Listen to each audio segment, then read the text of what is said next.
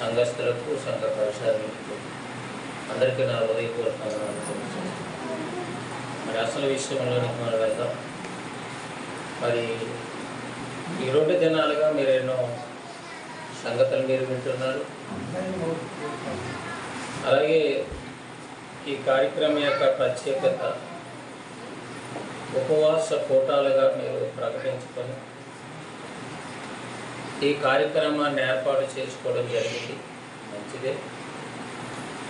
అయితే నేను మీ మధ్యకు రావటం ఆలోచించి అర్థం చేసుకుంటే మంచి అవకాశం. అర్థం కానీ బోధకులకు కష్టమేమో, కానీ సమాజంలో ఉన్నట్టు దేవుని నమ్మనంటి వారికి కూడా సంతోషం. ఇంకేదంటే దేవుని గురించి వివరంగా చెప్పాలనే ఆలోచన, దేవునికి మనిషికి మధ్య ఉన్నటువంటి సంబంధం అది ఎలాంటిదో,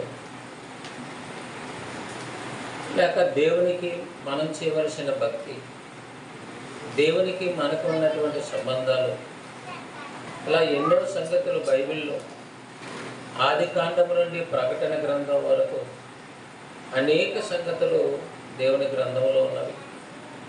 అందులో ఎన్నో విషయాలు మీ మధ్య చెప్పాలని ఉన్నప్పటికీ ఉన్న సమయాన్ని బట్టి సాధ్యమైనంత వరకు మీరు ఎక్కువ విషయాలు మీరు వింటారు, జనాన్ని మాట్లాడగలుగుతారు.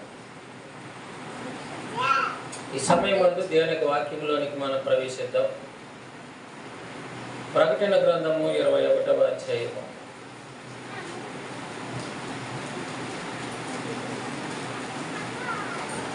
ప్రకటన గ్రంథము 21వ అధ్యాయము 3వ వచనాన్ని జ్ఞాపకం చేసుకుందాం. బైబిల్ ఉన్నవారు తెరిచి చూడండి, వాక్యాన్ని వ్రాసుకోండి. అప్పుడు ఇదిగో దేవుని నివాసం మనుషులతో కూడా ఉన్నది. ఇదిగో దేవుని నివాసము ఎవరితో ఉన్నదట? మనుషులతో కూడా ఉన్నది. మనుషులతో కూడా ఉన్నది. దేవుడు మనుషులతో కూడా నివసించాలని ఆలోచన కలిగినట్టుగా, అలాంటి సంకల్పం కలిగినట్టు వాడిగా ఉన్నట్టుగా దేవుని గ్రంథంలో రాయబడుతుంది. దేవుని నివాసం. మరి మన నివాసం ఎక్కడంటే భూగ్రహం మీద, విశాల విశ్వంలో ఎన్నో గ్రహాలు ఉండగా, ఎంతో సృష్టి ఉండగా, నవగ్రహాలన్నా 10 గ్రహాలు ఉన్నాయన్నా మనం ఉన్నది 3వ గ్రహం భూమి మీద. ఈ భూమి అనేటువంటి ఈ గ్రహం మీద మనం నివసిస్తున్నాం. కానీ లోకాలను కలిగించిన దేవుడు ఈ గ్రహాల మీద లేడు, ఈ నక్షత్రాలలో లేడు.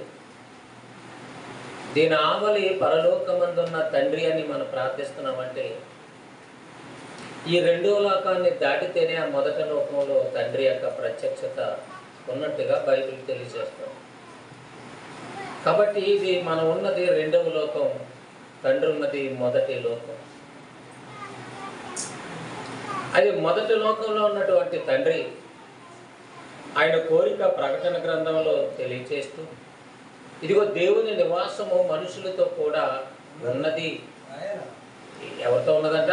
మనుషులతో కూడా ఉన్నది. మనుషులతో కూడా ఉన్నది. మనుషులతో ఉండాలని ఆయన ఆశపడుతున్నట్టుగా, ఉండాలని కోరిక కలిగినట్టు వాడిగా వ్రాయిస్తున్నాడు. మరి ఈనాడు మనుషుల మధ్య దేవునికి నివాసం ఇచ్చేవారిగా ఎవరైనా ఉన్నారా అంటే సాటి మనిషికే నివాసం ఇవ్వటం లేదు, సాటి మనిషికే సహాయం చేయటం లేదు, పొరుగు వాడిని ప్రేమించటం లేదు. పైగా మాట్లాడితే జ్ఞానం లేకుండా దేవుడు ఇక్కడున్నాడు అంటారు. దేవుడు ఎక్కడున్నాడంట? ఇక్కడ నా గుండెల్లో ఉన్నాడంట. నీ ఒక్కడ గుండెల్లో ఉన్నట్టు చెప్పట్లేదు అక్కడ. మనుషులతో, మనిషితో కాదు, చదవండి అక్కడ. మనుషులతో. మనిషిగా ఏమనుకుంటాడంటే నా మటుకు నేను పర్వాలేదులే, మీరు ఎవరు కాదన్నా దేవుడు నాతోనే ఉంటాడు. ఇక్కడ ఊరందరినీ చిద్దకొట్టేసి గొడవాడేసేసి దేవుడు మాత్రం నాకు ఎప్పుడు తోడుగా ఉంటాడు, మీరు ఎంత ఏడిసినా అని మాట్లాడుతుంటారు. ఎందుకంటే దేవుని గురించి నాడు బైబిల్ పట్టుకున్న వారికి కానీ, బైబిల్ లేని వారికి కానీ సరైన అవగాహన లేదని మనం చెప్పాలి. నీకులాగా నాలాగా స్వార్థం కలిగిన వాడు కాదు దేవుడు, విభేదాలు కలిగిన వాడు కాదు. నచ్చిన వారింటికి వెళ్తానే, నచ్చిన వారితోనే ఉంటాను అని, ఏదో ఒకరితో ఉంటాను ఇద్దరితో ఉంటాను అనేటువంటి ఆలోచన కాదు దేవుడి. మరి దేవుడు ఎలాంటి వాడంటే మనుషులందరితో ఉండాలనే ఆలోచన. ఏంటి మనుషులు ఎవరు? ఏమంటే మేము ఉపవాసం కదా అంటే ఉపవాసం గురించి ఎన్నో ప్రసంగాలు మీరు విని ఉంటారు. ఉపవాసం గురించి మాట్లాడితే మీకే ఆశ్చర్యమైపోతుంది. ఈనాడు ఉపవాసం గురించి అని మనం ఆలోచన చేస్తే మరి అనేక మంది అర్థం ఏం చెప్తారంటే ఉపవాసం అనగా దేవుడితో నివాసము అంటారు. చిన్నప్పుడు నెలపూడి నుంచి మాస్టర్ గారు వచ్చేవారు. ఉపవాసం అనగా దేవునితో నివాసము అని అర్థం చెప్పేవాడు. దేవుడి గెంజి లేకపోతే ఎవరితోనైనా ఉండగలమా? 2 రోజులు 3 రోజులు ఉంటే లేదా గెంజి గడుగు లేకుండా ఉంటే నేనే పనిలోకి రాను, నేనే మీతో రాను. గెంజి లేనివాడు ప్రయాణాలు చేయగలడా? గెంజి లేనివాడు మధ్యాహ్నం దాకా పని చేయగలడా? మళ్ళీ రాత్రి ఉపవాసం ఉంటే మళ్ళీ పొద్దున పనికి వెళ్ళగలవా? ఎవరిదాన్ని ఉండగలవండి చెప్పండి. ఏమన్నా అలా ఉన్నామంటే ఉపవాసం ఉన్నాను. ఏమన్నామంటే ఉపవాసం ఉంటారు. ఉపవాసం ఉంటే ఇంకెవరి దూరంలో ఉంటే మంచంతానా ఉంటారు, అది కూర్చుని మీదన్నా కూర్చుంటారు. ఒకవేళ మంచి ఆ సలహా ఇచ్చే గారు అయితే మధ్యాహ్నం 3 గంటలకు టీ చుక్క తాగొచ్చమ్మా అంటే టీ కోసం ఎదురు చూస్తాం అంతే.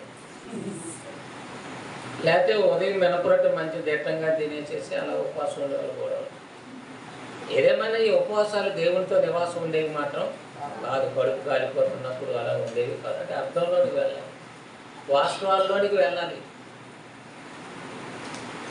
దేనికి ఉపవాసం పెట్టాలో, దేనికి సరైన అవగాహన కలిగి ఉండాలో సమాజానికి లేదు. అయితే దేవుడు మనుషులతో ఉండాలి, నివాసం చేయాలి అనుకున్నాడు. ఆయన దేవుడు ఏంటి, మనతో ఉండడం ఏంటి అని ఆలోచిస్తే బైబిల్ చెప్తుంది తండ్రి కుమారుల సంబంధం అంటున్నాడు. మానవులకి దేవునికి మధ్య ఉన్న సంబంధం తండ్రి పిల్లల అనుబంధం, తండ్రి పిల్లల యొక్క సంబంధం. ఇట్టి సంబంధం కలిగి ఉన్నాడు కాబట్టి తండ్రి ఎవరితో ఉండాలనుకుంటాడంటే పిల్లలతో ఉండాలనే ఆలోచన కలుగుతూ ఉంటుంది. ఒకవేళ కోడల పరిస్థితి బాగోకో కొన్ని సమయాల్లో ఎందుకులే అనుకుంటాం, కానీ పిల్లలతోనే ఉండాలనే ఆలోచన కలుగుతూ ఉంటుంది. పిల్లలతో 4 రోజులు ఉండాలనే ఆలోచన కలుగుతుంది. భూమి మీద ఉన్న మనకు కూడా కోడలు కెట్టనీకు, అత్తగారి కుదరనీకు, రకరకాలైన సమస్యలు. మనకు మన పిల్లలతో ఉండాలనుకుంటే లోకాన్ని కలిగించిన తండ్రి మనుషులతో కూడా నివాసం చేయాలనుకున్నాడంటే ఆయన ఎలాంటి వాడు, ఆయన ఎలాంటి వారితో నివాసం చేస్తాడు? నివాసం చేస్తానన్నాడు కాబట్టి అయితే మనం ఎలా ఉంటే నివాసం చేస్తాడు? మనం ఎలా ఉంటే మన దగ్గరికి వస్తాడు? మనం ఎవరింటికైనా బంధువుల ఇంటికి వెళితే వారి గొడవలతో సమస్యలతో ఉండేవారు వారైతే వారి ఇంటికి వెళ్ళి ఉండాలని ఎవరికి అనిపించదు. మన వెళ్ళినప్పుడల్లా గొడవ పెట్టుకొని గొడవ ఆడుకొని మామగారు ఎప్పుడు వెళ్తారని అడిగేటువంటి వారు అనుకోండి, వెళ్ళడమే మానేస్తాం. మేము ఊరు వెళ్తున్నామని పొద్దుట 9 గంటలకు అన్నాం అనుకోండి, సాయంకాలం వచ్చిన చుట్టాలకి ఎలా ఉంటుంది? మాకు పొద్దుట 6 గంటల పని ఉందమ్మా, మాకు కొన్ని పని ఉందండి, ఎలాగా ముందే పోతాడు. ఉంటాడా? మన ఆప్యాయత అనురాగం చూపిస్తేనే. మీరందరూ ఇటువైపే చూసి వినండి, కళ్ళు తెరిచి వినండి, కళ్ళు మూసుకొని వినరు. ఎందుకంటే దేవుని యొక్క ఉద్దేశము మనుషులతో ఉండాలని దేవుని గ్రంథంలో రాయించాడంటే ఆ మనుషులు ఎలాంటి మనస్సు కలిగి ఉండాలి, ఎలాంటి భావాలతో ఉండాలి, ఎలా బ్రతకాలి, ఎలాంటి పనులు చేయాలి, ఎలా జీవించాలి, ఇవన్నీ దేవుడు ముందే చెప్తున్నాడు. నువ్వు ఎలా ఉంటే ఆయన నీతో ఉంటాడో ఆయన తన గ్రంథంలో రాస్తున్నాడు. ఆ రాయిస్తున్నటువంటి మాటలను బట్టి మనం ఆలోచన చేస్తే నిజంగా దేవుణ్ణి నువ్వు నమ్మితే, దేవుడు నీతో ఉండాలనే ఆలోచన నీకుంటే దేవునికి ఇష్టమైన రీతిలో నువ్వు ఉండాలి. మరి ఈనాడు దేవునికి ఇష్టమైన రీతిలో ఉండాలి అంటే ఆ దేవుడు ఏం చెప్పాడు ఈ మనిషికి తెలియాలి. ఆ దేవుడు ఏం చెప్పాడో ఈ మానవాళికి తెలియాలి. తెలిస్తేనే కదండి జాగ్రత్త పడతారు. అది తెలియాలి. అది తెలియకుండా పైకి మనం భక్తులు అనుకుంటే ప్రయోజనం కాదు. మీరు శ్రద్ధగా వినాలి. ఏదో అల్లరి లేదు, మధ్య మధ్యలో కేకలు లేవని అనుకోకండి. మీకు అర్థమవుతుంది. నేను అలా అల్లరి చేసే వ్యక్తిని కాదు. సబ్జెక్ట్ చాలా ఉంది. కాబట్టి దేవుని యొక్క ఆలోచనలోనికి వెళితే దేవుడు ఆయన ఆలోచన చెప్తున్నాడు. చూడండి, పేతురు రాసినటువంటి మొదటి పత్రిక 1వ అధ్యాయము 14వ వచనాన్ని జ్ఞాపకం చేసుకుందాం. నేను పరిశుద్ధుడినై ఉన్నాను కనుక మీరును పరిశుద్ధులై ఉండుడని వ్రాయబడి ఉన్నది. పేతురు గారు అనేటువంటి ఒక భక్తుడు, అనగా అపోస్తలుల్లో ఉన్నటువంటి ఒక వ్యక్తి, ప్రారంభ సంఘానికి పునాది వేసిన వాడు పేతురు గారు. ఈ పేతురు గారు తన గ్రంథంలో రాస్తున్నాడు. ఆ మాటను, దేవునికి ఇష్టమైన మాటను రాస్తున్నాడు. దేవునికి ఇష్టమైనది ఉపవాసమా, పరిశుద్ధత? దేవునికి ఇష్టమైనది మనసా, లేకపోతే నీ కడుప, నీ తిండ, నీ పండుల, నీ కాయల, నీ పదార్థాల? ఏది ఇష్టం? అందుకే ఏది ఇష్టమో అనేది తెలుసుకోవాలి. దేవునికి ఏది ఇష్టమో మనుషులకు తెలియక రకరకాల భూ సంబంధమైన విధానాలు, ఆచారాలు చేస్తున్నారు. మరి భూమి మీద ఉన్నప్పుడే దేవునికి ఏది ఇష్టమో తెలుసుకోవాలి. భర్తకి ఇష్టమో తెలుసు, పిల్లలకి ఏమి ఇష్టమో తెలుసు, మీ నాన్నకేమి ఇష్టమో తెలుసు, నీ నాలుకకు ఏమి ఇష్టమో నీకు తెలుసు. అవునా కదా? ఇష్టాలను బట్టే కదండి రుచులు ఉంటాయి. ఇష్టాలను బట్టే కదండి పెద్దలకు వంటలు తయారు చేసుకుంటారు. మరి దేవుని ఇష్టం తెలియాలి కదా, నాన్న ఇష్టం తెలియాలి కదా, అమ్మ ఇష్టం తెలియాలి కదా. నేను ఎలా వండినా ఇష్టపడాలంటే ఎవరు ఇష్టపడరు. ఈనాడున్న రోగాలు అలాంటివి, పరిస్థితులు అలాంటివి. మరి దేవుడు పరలోకమందున్న దేవుడు, లోకాలను కలిగించిన దేవుడు, మనిషిని కలిగించిన దేవుడు, మనిషికి మట్టి ఆకారాన్ని ఇచ్చి మట్టి ఆకారంలోనికి తన రూపాన్ని పంపించి ఈ భూమి మీదకు పంపి ఆయన కోరిక ఏంటంటే నేను పరిశుద్ధుడును కనుక. దేవుడు ఎవరట? దేవుడు పరిశుద్ధుడు. మనం పరిశుద్ధుడు పరిశుద్ధుడు పరిశుద్ధుడు అని పొగుడుతాం, రైటే. పొగడాలంటే నీ పెదవులు కూడా బాగుండాలి కదా. చెప్పండి, నేను ఎలాంటి పెదవులతో పొగిడినా, మరి పొగిడినా వింటాడు, ఇష్టపడతాడు అని అనుకోకు. ఇప్పుడు ఉపవాసం అనేది దేనికి పెట్టాలో మీరు ముందుకి మీరు అర్థం చేసుకుంటారు. ఉపవాసం అనేది కడుపుకు సంబంధించి పెట్టే ఆహారానికి సంబంధించింది కాదు. అందుకే భూమి మీద ఉన్న వారందరిలో నిజంగా క్రీస్తుని అనుసరించిన క్రైస్తవుడు జ్ఞానం కలిగిన వాడు. వాడి దగ్గర ఏమీ లేకపోయినా జ్ఞానంతో బ్రతకాలి. వాడికి కావలసిన డబ్బే ఆధారం కాదు. ఒకప్పుడు ఒక వ్యక్తి నా దగ్గరకు వచ్చాడు. నేను ఒక ఇంటి దగ్గర తట్ట అలుగుతున్నాను. బ్రదర్ 500 ఇస్తారు మీటింగ్ పెడితే, ఆయన మీటింగ్ ఏమైనా అరేంజ్ చేస్తారు. నేను అలాంటి వ్యక్తిని కదా, నేనే 500 ఇస్తాను, నువ్వు ఎన్ని రోజులు మీటింగ్ పెట్టుకుంటావో, ఎక్కడెక్కడ పెట్టుకుంటావో పెట్టుకో. ఎందుకంటే వాడు కారు ఉందని, ఎవడో దొర ఉన్నాడని, ఎవడో వస్తాడని, డబ్బు ఇస్తాడని ఆశపడితే మనకి జ్ఞానం ఎలా ఒప్పుతుందండి? డబ్బుకి ఆశపడినట్టు. అందుకే నేను ఎప్పుడు సహోదరుడితో చెప్తుంటాను, 300కి 500కి 200కి ఆశపడకండి. దేవుడి మాటల మీద ఆశపడండి. దేవుడంటే ఇష్టపడండి. దేవుడంటే ఇష్టపడితేనే దేవుడు జ్ఞానాన్ని ఇస్తాడు. ఇస్కరియోతు యోధ 30 వెండి నాణాలకు ఆశపడ్డాడు. ఏం మిగిలింది? అలాగండి మా అయ్యగారి కారు ఉంది అనుకోకండి. కారు కంటే కాళ్ళు ఇచ్చిన దేవుడు గొప్పవాడు. కాళ్ళు ఇచ్చిన దేవుడు ఎంత గొప్పవాడు అంటే ఆత్మనిచ్చాడు ఆ కాళ్ళు నడవటానికి. కారు గొప్పదనుకున్నావు, మేడ గొప్పదనుకున్నావు, కరెన్సీ గొప్పదనుకున్నావు, విదేశాలు గొప్ప అనుకున్నావే తప్ప నీ తండ్రి ఎంత గొప్పవాడో నిన్ను పరిశుద్ధుడు కావాలని కోరుకున్నాడంటే ఏ తండ్రికి ఉందో చెప్పండి కోరిక? మీరు మీ అమ్మాయిని మీ అబ్బాయిని ఏమంటారు? కలెక్టర్ అవ్వాలనుకుంటారు, మాస్టర్ అవ్వాలనుకుంటారు, పోలీస్ అవ్వాలనుకుంటారు, లేకపోతే వెండి అంటారు, బంగారం అంటారు, నా బంగారం గని అంటారు. పరిశుద్ధుడు అవ్వాలని ఏ తండ్రికైనా ఉందా? నా పిల్లలు ఏ పాపము చెయ్యని వారిగా ఉండాలని భూమి మీద ఏ తండ్రికైనా ఉందా? లేదు. లేదండి, మా నాన్నకు పుట్టింది అన్న వాళ్ళు చేతులెత్తండి. మా అమ్మకి ఆలోచన ఉందన్న వారు చేయెత్తండి. నా కూతురికి చెవులు కావాలి, నా కూతురికి అన్ని వస్తువులు కావాలి, నా పిల్లలకి అన్నీ కావాలి అని భూమి మీద ఉన్న వాటి కోసమే ఆలోచించారు. కానీ భూమి మీద ఉన్న తల్లిదండ్రులు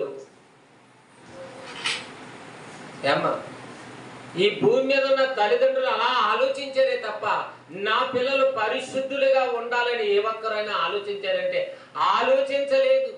అందుకని పెద్దవారు మొదలుకొని చిన్నవారు వరకు అందరూ పాపమే చేస్తున్నారు, చేయరాని కార్యక్రమాలు చేస్తున్నారు.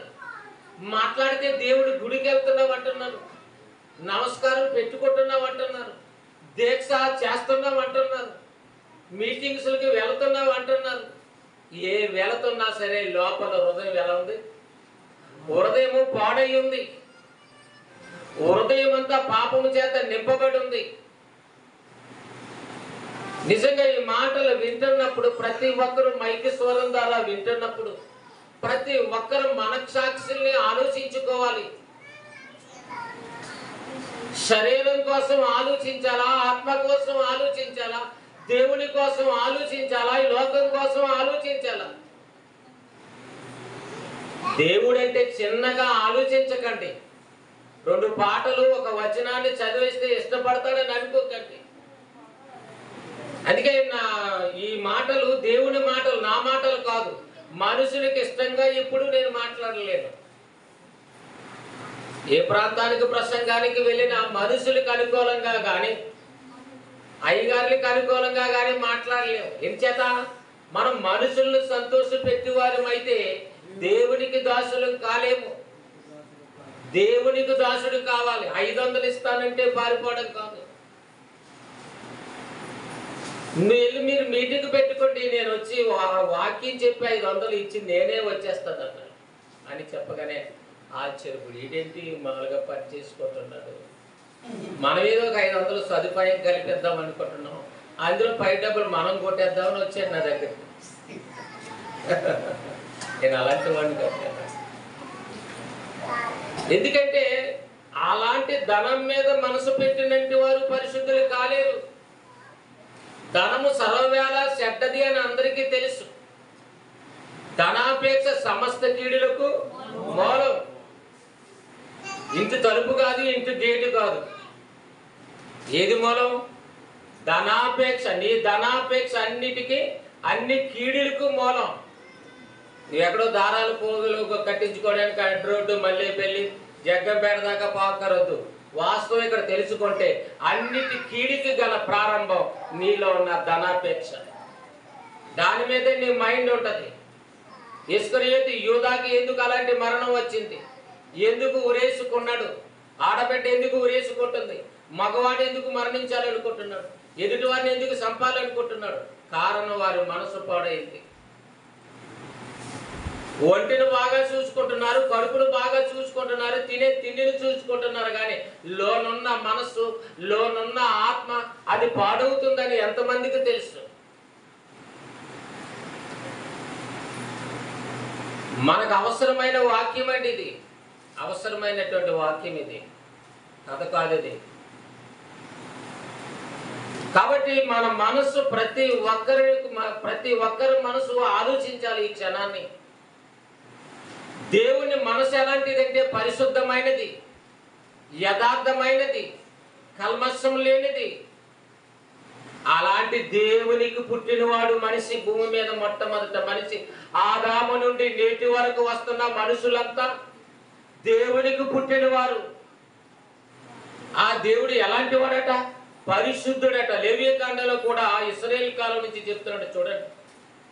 పాత నిబంధన కాలంలో ఇశ్రాయేలు కాలంలో నుండి కూడా దేవుడు చెబుతున్న కోరికను తెలియచేస్తున్నాడు. 19వ అధ్యాయము లేవీకాండం 2వ వచనం, మీరు పరిశుద్ధులై ఉండవలెను, మీరు పరిశుద్ధులై ఉండవలెను, మీ దేవుడైన యెహోవానగు నేను పరిశుద్ధుడినై ఉన్నాను. లేవీకాండం వచ్చేసరికి మీరు పరిశుద్ధులు కావాలని దేవుడు అంటున్నాడంటే, లేవీలంటే దేవుని యాజకులు, దేవుని సేవకులు. ఆ గ్రంథంలో చెప్తున్నాడు మనుషుల నిమిత్తం, మీరు పరిశుద్ధులై ఉండవలను, మీ దేవుడినైన యెహోవానగు నేను పరిశుద్ధుడినై ఉన్నాను. నేనెవరను? పరిశుద్ధుడును. అంటే పాపము లేనివాడును, కలంకము లేనివాడు. అప్పుడప్పుడు నువ్వు తెలియక ఏదో అంటావు అనుకోండి, దేవుడు అందరిని ఒక చూపు చూడని. అది నీ అమాయకత్వం. బైబిల్ తెలియక, వాక్యం ఎవరో చెప్పక, సరైన బోధ ప్రాంతాల్లో అందక. ఏదేమైనానండి, మనుషులే స్వార్థపరులు అనుకున్నాం, కానీ దేవుడికి కూడా చాలా స్వార్థం అని చెప్పి చూసారండి. దేవుని కూడా అత్యంతాలు జల్లే స్టేజ్కి వెళ్ళిపోయాడు మనిషి. నీ ఆకారాన్ని కదిలించేది దేవుడైతే, నీ చూపుకి కదలికనిచ్చేది దేవుడైతే, నీ చేతికి ఇలా ఆడించే కదలికి ఇచ్చేది దేవుడైతే, ఆ దేవునికే అవమానపరిచేలా మాట్లాడుతున్నావంటే దేవుడంటే ఏం తెలిసిందండి సమాజానికి? దేవుడంటే ఏం తెలిసింది? అందరూ ఒక బండ సామెతగా చెప్తుంటారు. అందరూనట పిండి కొట్టుకుంటున్నారట, పోతే ఏం చేస్తుందట? అది భక్తి. ఇప్పుడున్న పరిస్థితి అందరూ ఏదో చేస్తున్నారని. పాపం భాషా జ్ఞానం లేని జీవికి ఏం తెలుసు? అందరూ చేస్తున్నారనుకుంటున్నారే తప్ప అసలు వాస్తవం ఏంటి, అసలు నిజమేంటి అనే పరిజ్ఞానం ఒక జీవికి లేదంటే బాగుంది, కానీ మనిషికి లేదంటే ఇంకేంటి చెప్పండి? తలిచ్చి అది మెదడిచ్చి, మెదడులో నీకు ఆలోచించే జ్ఞానం ఇచ్చి, అని ఒక హృదయాన్ని సెట్ చేసి, లోపల ఒక ఆత్మను సెట్ చేసి ఈ భూమి మీదకి పంపించాడు నా కొరకు బ్రతకరా అని.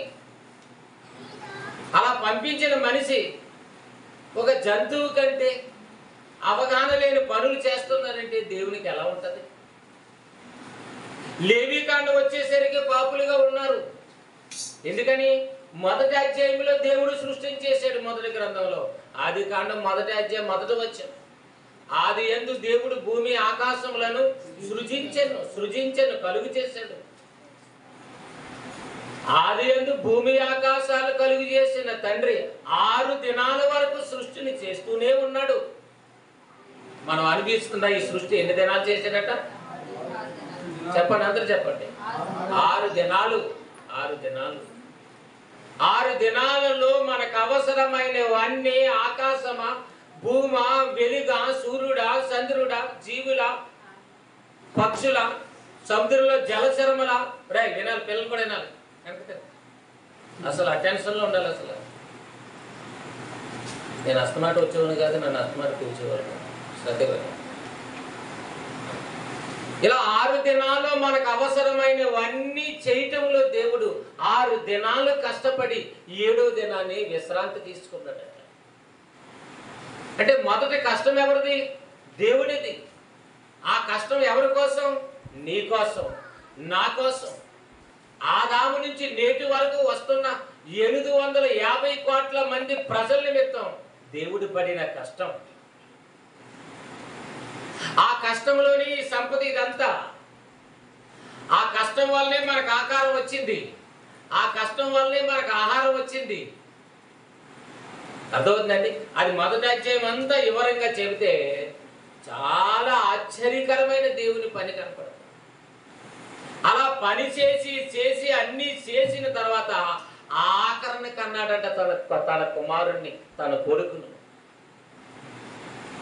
మనకైతే మతి శుద్ధి లేనివారు కాబట్టి భవిష్యత్తు తెలియకుండగానే పిల్లల్ని కంటాం. మనం పెళ్లి చేయకుండగానే పిల్లల్ని కనే బాపతగా ఉంది సమాజం, అజ్ఞానంగా ఉంది. మరి దేవుడు నా పిల్లలు రాబోతున్నారని 6 దినాల రెక్కల కష్టార్జితాన్ని శమటూర్చి ప్రతి దానిని చేశాడండి. నువ్వు అనుభవిస్తున్న మొక్క, నువ్వు అనుభవిస్తున్న జీవి, నువ్వు అనుభవిస్తున్న జీవరాశులు, నువ్వు అనుభవిస్తున్న పండ్లు, నువ్వు అనుభవిస్తున్న నీ కాయలు, ఇవన్నీ ఎవరి కష్టార్జితం? దేవుని సృష్టికర్త కష్టార్జితం. ఇంత పని చేసిన దేవుడు ఎక్కడ ఎవరికి కనిపించటం లేదు. ఇంత వాక్యం చెప్పినా సరే నాకు కనిపించటం లేదు. అదే ఆయన ప్రత్యేకత. 100 రూపాయలు కట్టా తీయడానికి వెళ్ళేవంటే 10 సార్లు గుర్తించి మరీ సన్నాఫ్ పేరు అప్పారావు అంటే ఏ అప్పారావు అని వివరంగా రాయిస్తావు. 100 పోద్దేమని. ఎవరైనా తెలియదు కానీ అప్పారావు చాలా మంది ఉంటారు కదా. మరి దేవుడు ఇంత రెక్కల కష్టార్జితాన్ని చేసి ఆకాశం మీద దేవుడు అని ఏమైనా ఉందా? భూమి మీద ఎక్కడ దేవుడు అని ఉందా? చెట్టు మీద ఏమైనా ఉందా? పక్షి మీద ఏమైనా ఉందా? ఎక్కడ ఆయన పేరు లేదండి. అదే ఆయన గొప్పతనం. నువ్వు 4 షేర్లు పంచేవాడు కూడా 100 షేర్లు పంచినట్టు అంతా ఇప్పుడు అంతా అనౌన్స్మెంట్ సెల్ల పెడితో ఈ అయ్యగారు ఎన్ని షేర్లు ఇచ్చేయారు అనుకోరు. ఎంత నొక్కి ఎత్తనాడు అనేది ఎవరు తెలియదు కదా.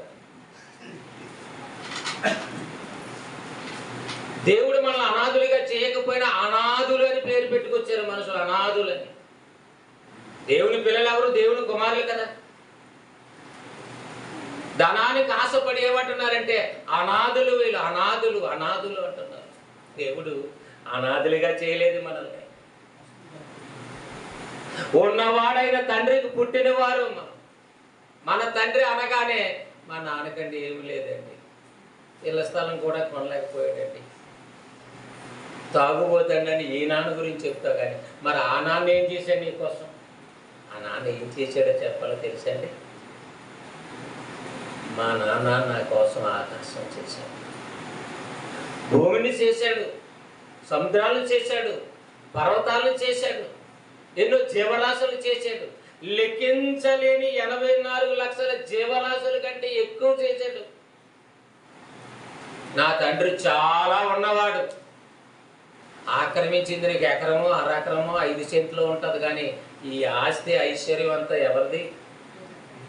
భూమి నీదే, ఆకాశం నీదే అంటున్నాడు కీర్తన గ్రంథం 89వ అధ్యాయం 11-12 వచనంలో. ఆకాశం నీదే, భూమి నీదే, దాని సంపూర్ణతయు నీదేనయ్యా, అన్ని నీవే. ఎవరైనా మన తండ్రి. ఆకాశము నీదే, భూమి నీదే, లోకమును దాని పరిపూర్ణతయు నీవే స్థాపించింది. పరిపూర్ణత. ఈ పండు పెట్టలేదనడానికి నీకు అవకాశం లేదు, ఈ కాయ లేదనడానికి అవకాశం లేదు, ఈ పువ్వు లేదనడానికి వీలు లేదు. గులాబీ కాకపోతే సెంపింగ్ పెట్టుకో, సెంపింగ్ కాకపోతే మల్లె పువ్వు పెట్టుకో, ఏ పువ్వు పెట్టుకుంటావో పెట్టుకో. నా పిల్లలందరికీ ఏ లోటు లేకూడదు, కొంత ఉండాలనుకున్నా. మనం ఓ రకం మూర తెస్తే ఇంకో 2వ రకం తేల వెంచేత పెళ్ళిళ్ళ సీజను. ఈ సీజన్లో అసలే దొరకవు. బంతిపూలు కూడా దాంట్లో 100 రూపాయలు కూడా అమ్మేసుకుంటున్నాం. మరి దేవుడు ఎన్ని ఇచ్చాడు? కాయలే కాయలు, పువ్వులే పువ్వులు, పండ్లే పండ్లు, నీరే నీరు, పర్వతాలే పర్వతాలు. అంటే ఇవన్నీ దేవుడిచ్చినవి. ఏదో ఇంకా నాది కాలేదని బెంగ పెట్టుకొని చేస్తున్నావు. కానీ దేవుడు ఉన్నాడని బ్రతికితే ధైర్యంగా బ్రతకొచ్చు. అంత ఉన్నవాడు తండ్రి. అలాంటి తండ్రి మొట్టమొదటి మనిషిని చేయకముందు అన్నీ చేసి మొదటి ఆదాముని కన్నాడు 2వ అధ్యాయంలో. ఆయన పేరు ఆదాము. ఎర్రని వాడు, అందమైన వాడు. మొట్టమొదటి మనిషి ఎవరండి? ఆదాము. బైబిల్ చెప్తుంది. మానవ నిర్మాణం గురించి బైబిల్ చెప్తుంది. ఆ ఆదామును చేసిన తర్వాత ఆదాముకి సాటైన సాయంగా దేవుడు ఎవరినిచ్చాడంట? స్త్రీని చేశాడు. ఏం చేశాడండి? సాటైన సహాయంగా చేద్దాం, సాటైన సాయంగా చేద్దామని దేవుడు స్త్రీనిస్తే ఆ సాటైన సాయంగా దేవుని పనిలో సహకారిగా ఉండాలని, దేవుని కొరకు బ్రతకడంలో స్త్రీ పురుషులు ఇద్దరు ఎలా ఉండాలని? దేవుని పిల్లలుగా ఉండాలి, దేవుని పనిలో ఉండాలి, దేవుని పనికి సహకారిగా ఉండాలని అవ్వన చేస్తే అవ్వెళ్ళి ఎవరి మాట విన్నది? మీకు అర్థం కావడానికి మొదటి నుంచి కాస్త చెప్పుకుంటూ వస్తున్నాను. అవ్వ అపవాది మాట విన్నది, సాతాను మాట విన్నది. దేవుని మాట ధిక్కరించారు. ఈ పండు తినద్దు అన్నాడు ఆయన. ఎన్నో పండ్లు ఇచ్చి అందులో ఒక పండే తినద్దు అన్నాడు. అన్ని పండ్లు ఇచ్చి ఏమి తినకి ఇది ఒకటే తినంటే బాధ. కానీ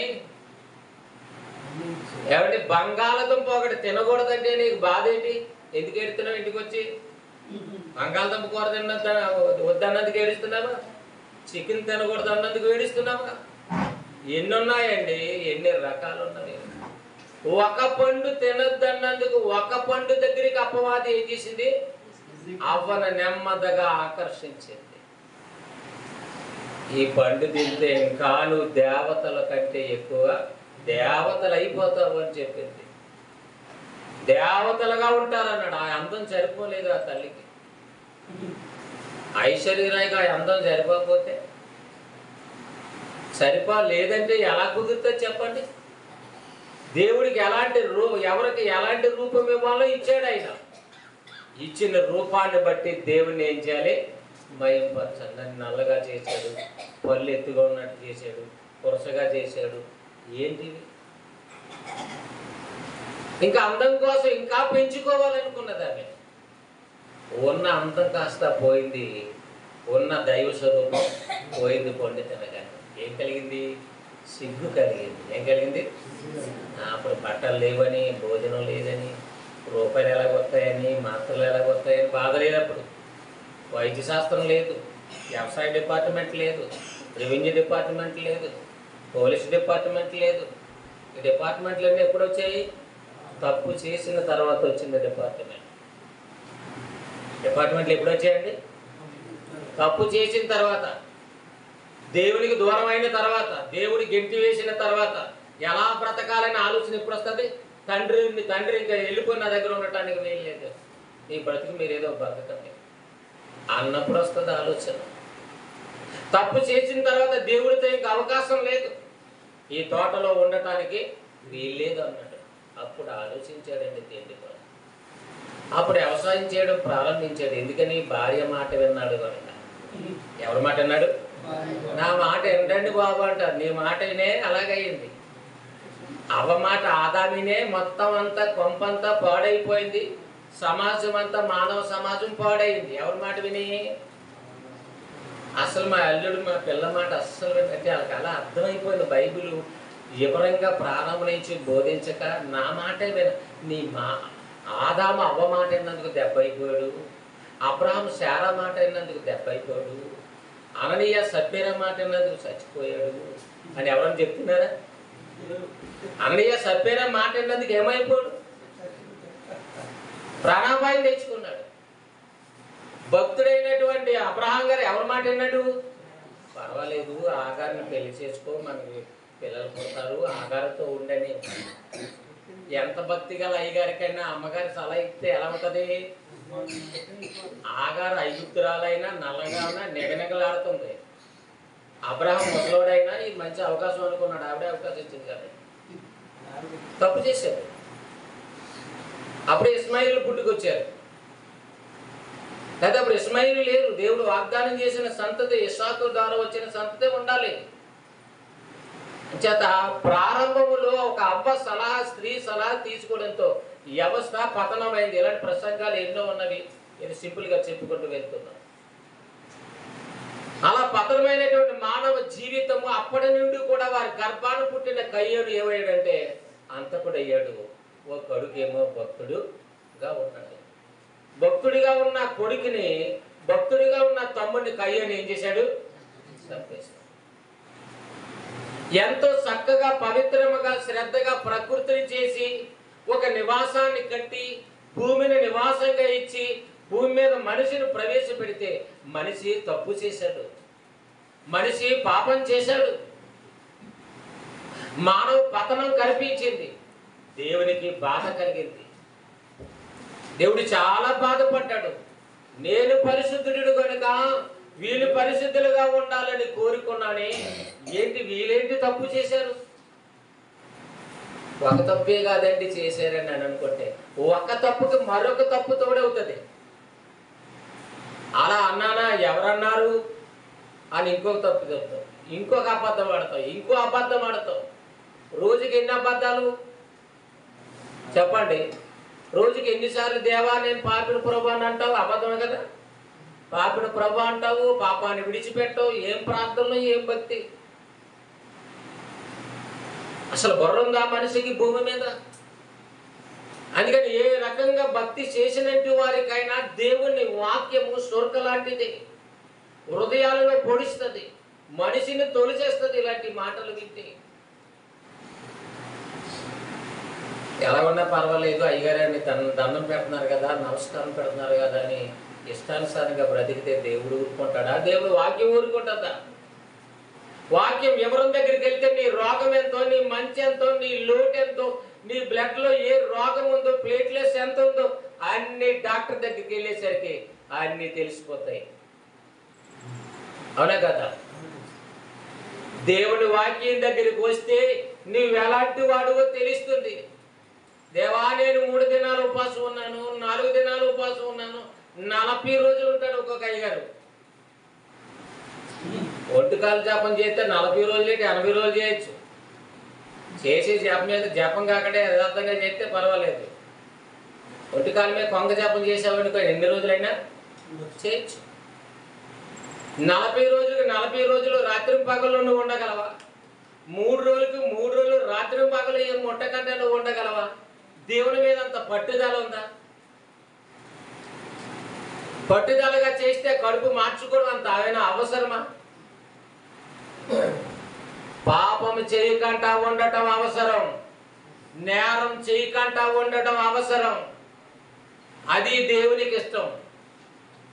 ఎందుకని నేను పరిశుద్ధుడిని కనుక నువ్వు ఎలా ఉండాలి? పరిశుద్ధుడిగా ఉండాలి. అమ్మ నువ్వు అలిగి అన్నం తినడం మానేస్తే నాకు చాలా ఇష్టం అని అంటాడు ఏ తండ్రైనా? చెప్పండి, నేను చెప్పే మాట ఏమన్నా అబద్ధమా? ఎందుకు అడిగావమ్మా? నా బంగారం అలాగా ఎలా కొంటాను అలా కొంటావని తినిపించేలా చేస్తారు తప్ప భోజనం మానేస్తే సంతోషం ఏంటండి? రాత్రులు అన్నం తినడం మానేయకూడదు. ఇంతన్నా తిను అంతన్నా తినే తెగ బ్రతిమాలాడేస్తుందని తల్లి. నువ్వు అలిగుంటే తల్లిదండ్రులకే ఇష్టం కాదు. నువ్వు ఒక పూట మరి అగ్గేసుకోకపోతే ఒక రోజు అంటే పని పట్టించుకోరు, కానీ 2-3 రోజులు ఆహారమే లేకుండా, ఇంట్లోంచి పొగ రాకుండా, గిన్నెలు ఏమో కడగకుండా, కదలకంట మెదలకంట ఉంటే పక్కవారు ఇరుగు పొరుగు వారు ఏంటి అసలు ఏంటి ఇప్పుడు ఏం చేస్తుంది? ఒక 30 ఏళ్ళు 40 సంవత్సరాల క్రితంలో చూస్తే ఒక్కొక్క సమయాన్ని వంట వండుకోకుండా భోజనం చేయకుండా ఉండవని చూసి మా దగ్గర ఉన్నాయి 1 కేజీ బియ్యం పట్టుకెళ్ళకపోయారు. వాళ్ళ దగ్గర మావిడ అప్పటికే 3 గుంచాలు అయిపోయి 3 గుంచాలు అంటే అయిపోయి ఇంకెక్కడ అప్పు చేయము అని ఆ పూటకు వస్తుంటే ఎవరో కాస్త అభిమానంగా ఉన్నవారైతే ఏగమ్మ అలా ఉండటం కాదు ఎప్పుడన్నా ఇదిగానే గుర్తించే వాళ్ళైతే అంటే మన పస్తులు ఉండటం కూడా నిజంగా ప్రేమించేవారు ఎవరైనా ఉంటే వాళ్ళకి ఇష్టంతో. దేనికి పస్తు పెట్టాలో మనిషికి తెలియలేదు, దేనికి స్వస్తి చెప్పాలో తెలియలేదు. అది తెలియక ఈ దినాన్ని ఏం చెయ్యాలో తెలియక దేవుడు మాకు తెలుసు అంటున్నారు, దేవుణ్ణి మేము నమ్మేమంటున్నారు, బైబిల్ మేము చెబుతున్నాం అంటున్నారు. బైబిల్ చెబితే దేవుని ముఖాన్ని చూసి చెప్పాలి, సమాజం మారాలి, దేవుని మనసు ఏంటో తెలియాలి. దేవుడు కొత్తిరైన ప్రసంగం నుంచి మాకు నిద్ర వచ్చేసి వాక్యం నీకు అర్థం కాకపోతే వారు ఎప్పుడున్న మనసువే కాబట్టి నీకు నిద్ర వచ్చేస్తుంది. ఒక్కసారి ఈ మాటలు నీ మనసుకు అందితే అసలు నీ బ్రతుకు బయట పడుతున్నప్పుడు నీ హృదయంలో మంట పుట్టిస్తే ఈ వాక్యం అవును నా బ్రతుకు ఇలాంటిదే కదా, నేను ఎక్కడ మారాను, నాలో మార్పేది అనే విషయాలు నువ్వు ఆలోచన చేస్తే దేవుడు నీ కోసమే ఆలోచిస్తున్నాడు. ఆదాము నుండి ఆది కాండంలో మానవ పతనం జరిగింది, నిర్గమా కాండములో పతనమైనటువంటి మనిషిని తిరిగి కాపాడాలని పాపం నుంచి విడిపించాలని దేవుడు ప్రాసెస్ ప్రారంభించాడు. లేవి కాండంలో చెప్తున్నాడు, నేను పరిశుద్ధుడైన యెహోవాను, నేను పరిశుద్ధుడైనై ఉన్నాను. మీరు ఎలా ఉండాలి? మీరు పోలీసులు అయిపోవాలి, మాస్టర్లు అయిపోవాలి, రాజకీయ నాయకులు అయిపోవాలి, నెంబర్లు అయిపోవాలి, పొట్టన అయ్యగారులు అయిపోవాలి అనలేదు ఆయన. ఏమవ్వాలట? మీరు పరిశుద్ధులు అవ్వాలి, మీరు నిర్దోషులు అవ్వాలి. ఎఫెసీ పత్రిక 1వ అధ్యాయం 4 నుండి 6 వచనాలు బైబిల్ చూడండి. ఎట్లనగా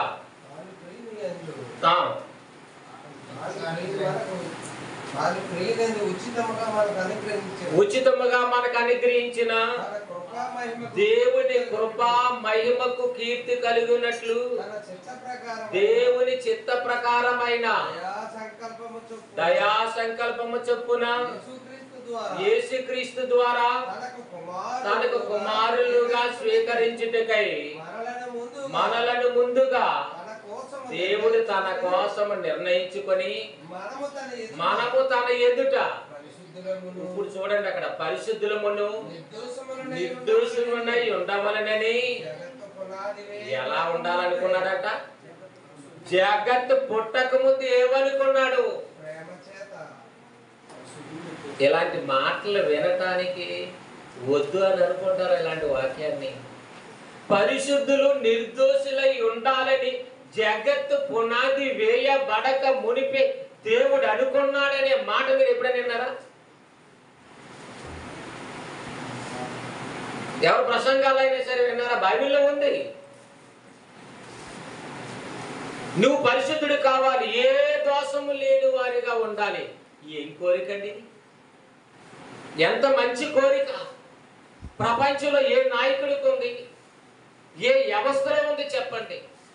మాట్లాడుకుంటే అందరూ దొంగలమే కాదా అని అనుకుంటున్నారు. పోలీసు వాళ్ళు అంటే పోలీసు వాళ్ళు కూడా ఆ వ్యవస్థలు అనుకుంటున్నారు. నాయకులు అంటే రాజకీయం అంటే ఏదో కొంపు అంటున్నారు. బోధకులు అంటే ఏదో పొట్టకూటి కోసం అంటున్నారు. భక్తి అంటే ఏదో వేషధారణ అంటున్నారు. ఇదే ఇవన్నీ చేస్తున్నా ఇలా అనుకుంటున్నారంటే ఎవరిలో ఉన్నాయండి మంచి ఉద్దేశాలు? దేవునిలో ఉన్నవి.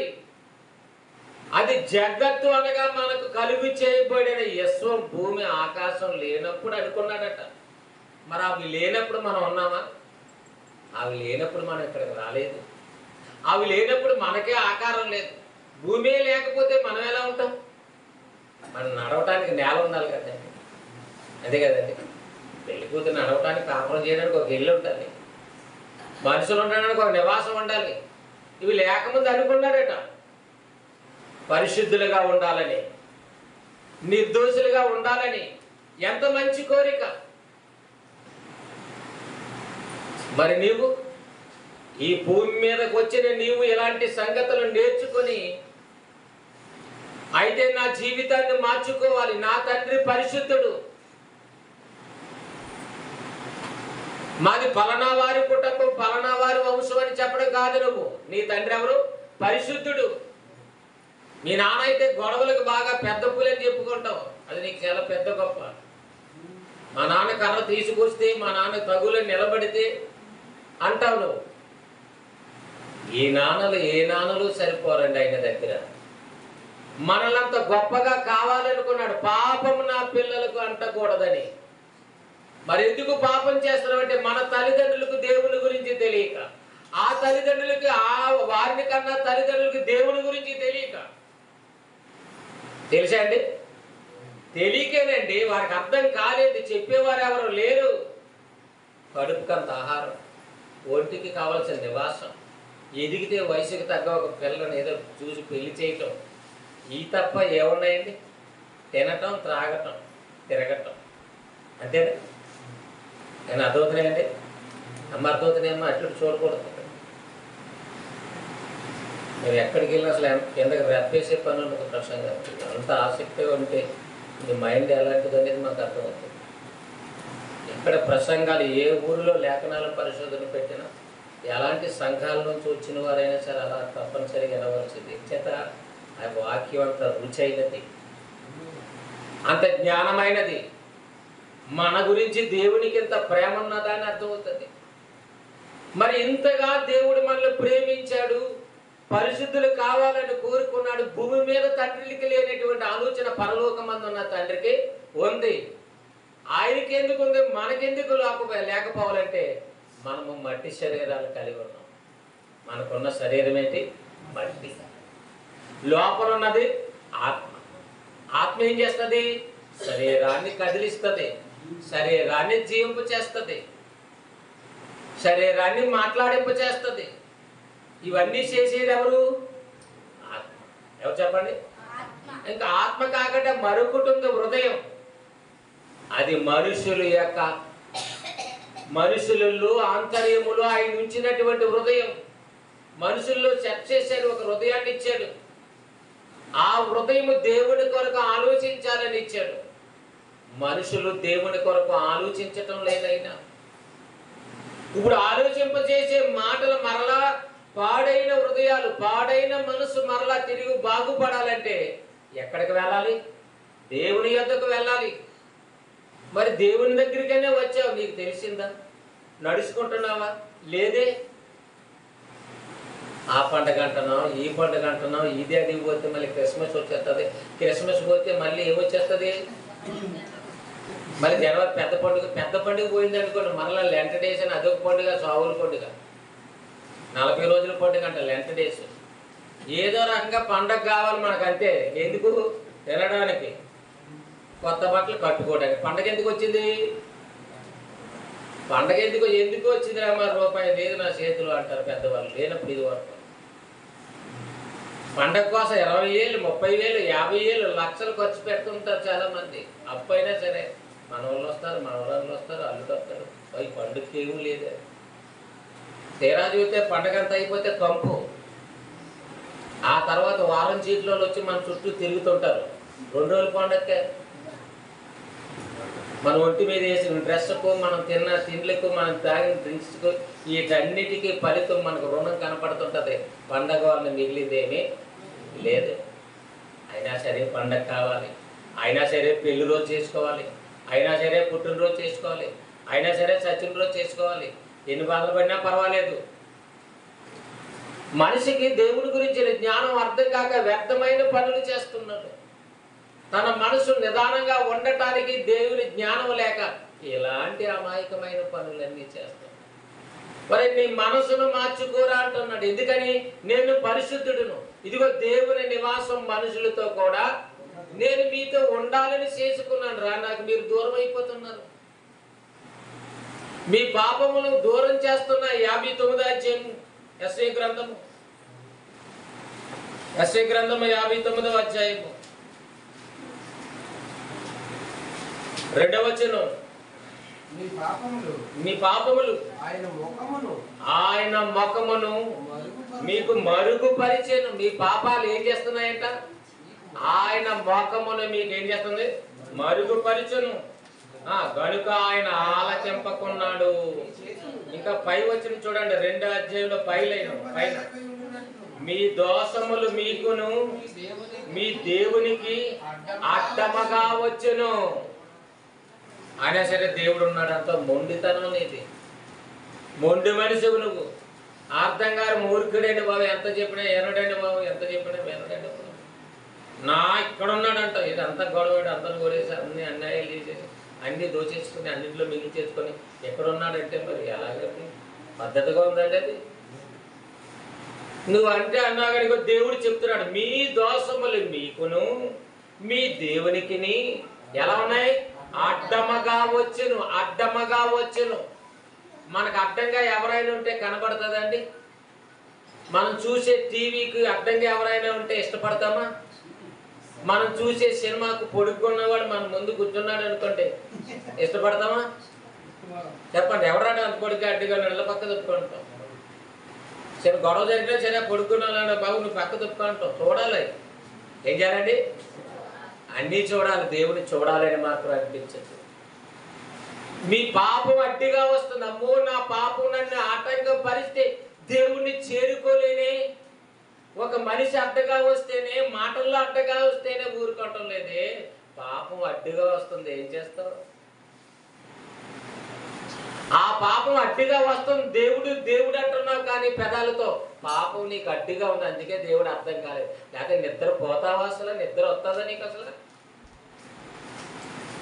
ఇలాంటి విలువైన మాటలు మరలా మీరు కొందామన్నా, మరలా మీరు వినాలన్న అవకాశం కలగాలి కదా. పాపం అడ్డుగా ఉన్నదని సంగతి తెలియాలి. ఆ పాపం అడ్డుగా దేవునికి కనబడగా దేవుని కనబడకుండా చేయాలి. అదొక అడ్డు గోడ. అంటే అపవాది ఏం చేస్తుంది? పాపాన్ని గోడలాగా కట్టుకుంటూ వచ్చేస్తుంది. ఇశ్రాయేల్ కాలంలో, పూర్వకాలంలో చిన్న చిన్న పట్టణాలు కూడా దేశాలుగా ఉండేవండి. ఆ కాలంలో ఎలాంటి ప్రజాస్వామ్య ప్రభుత్వం, వాటర్ ప్రభుత్వాలు కాదప్పుడు. ఆ కోటను పొడిచి ఆ యొక్క గోడను దాటి ఎవరైతే వెళ్ళి యుద్ధం చేసి జయిస్తారో వారిదే ఆ పట్టణం, వారిదే ఆ దేశం. అందుకని పెద్ద పెద్ద గోడలు కట్టుకునేవారు, ప్రాకారాలను. ఎందుకని? శత్రువులు రాకుండగా. అందుకే దావీదు నా ఎత్తైన కోటవు నీవే అంటున్నాడు. నా ఎత్తైన కోట, నా కేడము నీవే అంటున్నాడు. నా ప్రాకారము నీవే. ప్రాకారం అంటే ఉరుసుట్లు, ప్రహారీ. అలా ఉన్నప్పుడు శత్రువు ఏమన్నా రాగలడు? అంత బలంగా కట్టుకునేవారు. ప్రపంచ వింతల్లో సైనా గోడ చాలా పెద్దది, చాలా విశాలమైంది అంటారు. ఎందుకని? ప్రొటెక్షన్గా కట్టుకున్నారు. ఇప్పుడంటే మనం ప్రయాణాలు కడుతున్నాం. ఇదివరకు కొన్ని సంవత్సరాల క్రితం చూస్తే ప్రతి ఇంటికి ఒక దడి, కన్నాలతో కూడిన, మీరైనా నేను ఒక దడి అంతే. అది కట్టుకోవడమే కష్టం. దడి కట్టడానికి 4 రోజులు తిరిగితే ఇంటి దగ్గరికి అరవదు, బయటకు తెచ్చి జోబులు తెస్తేనే. అవునే కదా? కొబ్బరి తాటెక్కితే అలా బాత్రూమ్ కట్టుకోండి. ఇప్పుడు ప్రొటెక్షన్, లోపల టైల్స్, కాలు జారి పడిపోవటం, మొక్కలో తిరిగిపోవటం, ఎన్నో సుఖాలు, ఎన్నో సౌకర్యాలు ఈ దినాన్ని. అవునే కదా? ఎందుకు కట్టుకుంటున్నాం? సుఖమని కట్టుకుంటున్నాం. ఇప్పుడు అపవాదం ఏం చేస్తుంది? దేవుడు కనపడకుండా చేయాలి వీళ్ళకి. ఎవరికి? మనుషులకి. ఎందుకని? దేవుడు వెళ్ళి వారితో నివాసం ఉంటాడా? అందుకని నా వరం వీళ్ళకి రావాలి. మరి ఏమంటామండి? నా వరం నీకు ఎప్పుడు వస్తుందో తిట్టు. ఎంతమంది తిట్టారు? చేయొద్దండి అంటే ఎవరు ఎత్తలేండి, అందరు తిట్టున్న వాళ్ళే. నీ వరం ఏదో పెద్ద గొప్ప వరం, కూడెట్టి తిండెట్టి భవిష్యత్తు ఇచ్చే వరంలాగా నా వరం ఎప్పుడు వస్తుందో. అపవాది వరం ఏదో గొప్పది అనుకున్నావా? అపవాది పరలోకు నుంచి గెంటి వేయబడ్డాడు. పరలోకు నుంచి గెంటి వేయబడ్డాడు, భూమి మీద పడ్డాడు. దేవునికి దగ్గరికి వెళ్ళడానికి అవకాశం లేదు దుష్టునికి, అపవాదికి. పరలోకంలో చోటు లేదు వాడికి. ఇదంతా బైబిల్లో ఉంది. ఇవన్నీ చెప్తే రెఫరెన్స్ చూపిస్తే చాలా చెప్పదు. అది ప్రకటన గ్రంథం 12వ అధ్యాయంలో రాసుకోండి. సాతానికి జరిగినటువంటి యుద్ధం, దేవుని దూతంతో జరిగిన యుద్ధం 12వ అధ్యాయం 7 నుంచి 12వ వచనం వరకు రాసి ఉంటుంది. ఆ యుద్ధంలో సాతాను వాడిపోతే కిందకు తోసేశాడు. తోసేసిన తర్వాత ఏమనుకున్నాడంటే దేవుని పిల్లలను దేవుని కాకుండా చేయాలి. ఎదుర్కోలేక దేవుణ్ణి, తండ్రిని ఎదుర్కోలేక, మన తల్లిని ఎదుర్కోలేక ఎవరిని పాడు చేస్తారు? పిల్లల్ని పాడు చేస్తే, వాళ్ళ అబ్బాయిని పాడు చేస్తే. వాళ్ళ ఇంటికి వెళ్తున్నారండి, వాళ్ళు ఏదో పెడేశారండి. పిల్లలు ఇంటికి వెళ్ళేదండి, ఏదో చేసేసారండి. ఏదో చేసేయాలి, మనల్ని ఏదో పాడు చేసేయాలి. అమ్మ వినమ్మా, యవనస్తులు వినాలి. ఏదో విధంగా పాడు చేసేయాలని ఆలోచన ఇరుగు పొరుగు వారికి ఉంటుంది, పాడైపోవాలని. ఎంచేత జ్ఞానం లేక, పరిశుద్ధులు కాదు కనుక నాలాగే పాడైపోవాలని చూస్తారు. అలాగే అపవాది పరిశుద్ధుడు కాదు కనుక నేను పాపం చేశాను, దేవుని ఆజ్ఞను అతిక్రమించాను, నేను గెంటివేయబడ్డాను కనుక దేవుని కొడుకు ఎప్పుడు పాడవుతాడు, దేవుని కొడుకు ఎప్పుడు తోటల నుంచి వచ్చేస్తాడని ఎదురు చూసి తప్పు చేయించింది. రే పని ఒకటే తిరుగుతున్నావు అంటాడు, 10 సార్లు అనుకోండి మన కుర్రాన్ని. అవును ఆడతాను తిరుగుతాను అంటాడు. నువ్వు అలా అన్నావంటే నేను ఆడతాను తిరుగుతాను, అతనితోనే ఉంటాను అంటాడు. చూసే బీక్షిపోతాడు. ఇక వద్దన్నదికి నేను అలా ఉంటాననే పరిస్థితికి వచ్చేసింది ఈనాడు వ్యవస్థ. అలాగే ఆదాములు ఇద్దరి చేత ఏం చేసింది? నెమ్మదిగా వారిలో ప్రవేశించి వారి చేత తప్పు చేయించింది, ఆజ్ఞను అతిక్రమింపచేసింది. అప్పుడు వారు పాపులయ్యారు. ఆనాటి నుండి అందరూ ఆజ్ఞ అతిక్రమాన్ని అతిక్రమించి పాపం చేస్తున్నారు. అందుకని ఏ భేదమును లేదు, అందరూ పాపం చేసి అందరూ పాపం చేస్తున్నారు. అంటే లోకంలో ఏముంది చెప్పండి? పాపం ఉంది. లోకంలో ఐస్ క్రీమ్ ఉండడమే కాదు, ముఖ్యంగా పాపం ఉంది. లోకంలో అందం ఉండడమే కాదు, లోకంలో అబ్బాయి ఉండడమే కాదు, లోకంలో అమ్మాయి ఉండడమే కాదు, లోకంలో రంగులు ఉండడమే కాదు, పాపం ఉంది. అందుకే దావీదు అంటున్నాడు, పాపములోనే నా తల్లి నన్ను గర్భము ధరించెను అంటున్నాడు. ఆ తల్లి ఎక్కడ గర్భం ధరించింది? పాపములో గర్భము ధరించాను. అంటే పాపముతో అని అనుకున్నారు కనుక పాపం ఉంది లోకంలో. పాపమున్న లోకములో నా తల్లి గర్భంలో నేను వచ్చానని చక్రవర్తి అయిన దావీదు ప్రార్థిస్తున్నాడు 51వ అధ్యాయంలో కీర్తన గ్రంథం. పాపములో పుట్టిన వాడు నేను. అంటే లోకములో ఏముంది? పాపం ఉంది. పాపానికి కారణం ఎవరు చెప్పండి? ముందు చెప్పాను కదా, పాపానికి కారణం అపవాది. అపవాది ఇప్పుడు ఏం చేస్తున్నాడు? మొట్టమొదట మనిషి నుండి అందరి చేత పాపం చేయిస్తుంది. అందుకని తప్పు చేసినోడు అంటాడు కదా, తాగేసినోడు అంటాడు కదా, నువ్వు మంచోడు వేటరా, నువ్వు మంచోడు అయితే నాతో చెప్పు. ఏదో మారదామని ట్రై చేసి ఉంటే, మారదామని ఒక మంచి ఆలోచన కలిగి ఉంటే ఏడు పెద్ద మంచోడులే కదా. చూసారండి? అంటే వాడు మంచివాడు కాకపోయినా సరే వీడెక్కడ మంచివాడు అయిపోతాడేమో అని వాడు రెచ్చగొట్టి, నువ్వేనా మంచివాడు, నువ్వేమో పవిత్రుడు వేట, నువ్వేమో గొప్పవాడా, నీ భార్య ఏం గొప్పదనుకున్నావేంటి, నీ భర్త ఏం గొప్పదనుకున్నావా, నీ జాతకం నాకు తెలిసేటట్టు. మౌనంగా ఉన్నవాడు కూడా కనిపెడతాడు. అప్పుడు ఏం చేస్తాడు? ఒరే నన్ను రేపేమంటే మంచోడు కాదంటాడు. అప్పుడు దాకా మంచిగా ఉందాం అనుకుంటాడు. వీడేమంటాడు? ఒరే ఊరుకుంటాడు మంచోడు కాదు రో అంటాడు. ఆడు మంచోడు కదా, సడన్ గా ఇచ్చుకుంటాడు అంతే. అదే అంటే వాడిలో కూడా మంచితనం లేకంటే చేసే నైజం లోకంలో ఉన్న మనుషుల్లో ఉంది. త్రాగని వ్యక్తి చేత కూడా త్రాగిస్తారు. బాబు మీ కోళ్ళు ఎలా చూడదేంటి బాబు అంటే చూడని వ్యక్తి చేత కూడా చూపిస్తారు. బాబు నాకు బ్యాగ్ అంటే సిగ్గంటే సరే బ్యాగ్ తగిలించి వెళ్ళేలాగా తయారు చేస్తారు. ఇప్పుడు వచ్చిన పథకాలు కూడా ఎవరి పథకాలు?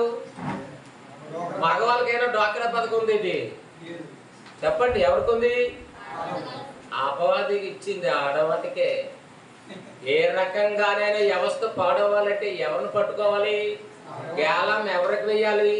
లోతుల్లోనికి వెళితే అర్థం ఇదే. బైబిల్ ఏమంటుంది? యవన స్త్రీలు వివాహం చేసుకొని గృహ పరిపాలన చేయాలట. ఏ పరిపాలన? ఈదులో పరిపాలన, కతిపూర్లో పరిపాలన, ఇంకో ఊర్లో పరిపాలన కాదు, గృహ పరిపాలన. ఎంట ఉండాలట స్త్రీ, బైబిల్ చెప్తుంది. అలా ఎవరు ఉంచుతుందండి అపవాది ఎవరినైనా? నువ్వు వెళ్ళిపో, నువ్వు వెళ్తే 700 రూపాయలు కూలి వస్తుంది, నేను వెళ్ళి వచ్చేస్తానులే. ఎక్కడికి ప్రయాణం? ఏ ప్రయాణం ఉంటాయి కదా, నువ్వు వెళ్తే పడిపోతాయి. అమ్మ మరి నాన్న తీసుకురాదంటే నాన్నకి పోలి పని, నాన్న రావాలి. మరి నీకేంటి పని?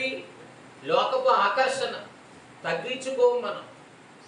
అలాగే దేవుడు ఏమైతే కోరుకున్నాడో ఆ పరిశుద్ధత లేకుండా ఉండటానికి ఆదాము నుండి అందరినీ కూడా ఏం చేస్తుంది?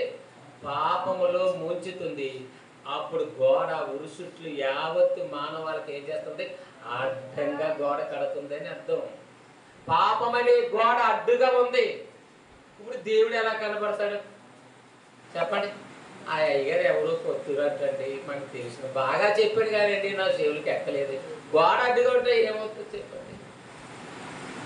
అసలు పాపం నీలో అడ్డుగా ఉంది. ఈ మాటలు నీకు కష్టంగా నా ఏటో అలా చెప్తాడు. ఒకసారి ఎప్పుడైనా చెప్తే అలా చెప్తారు.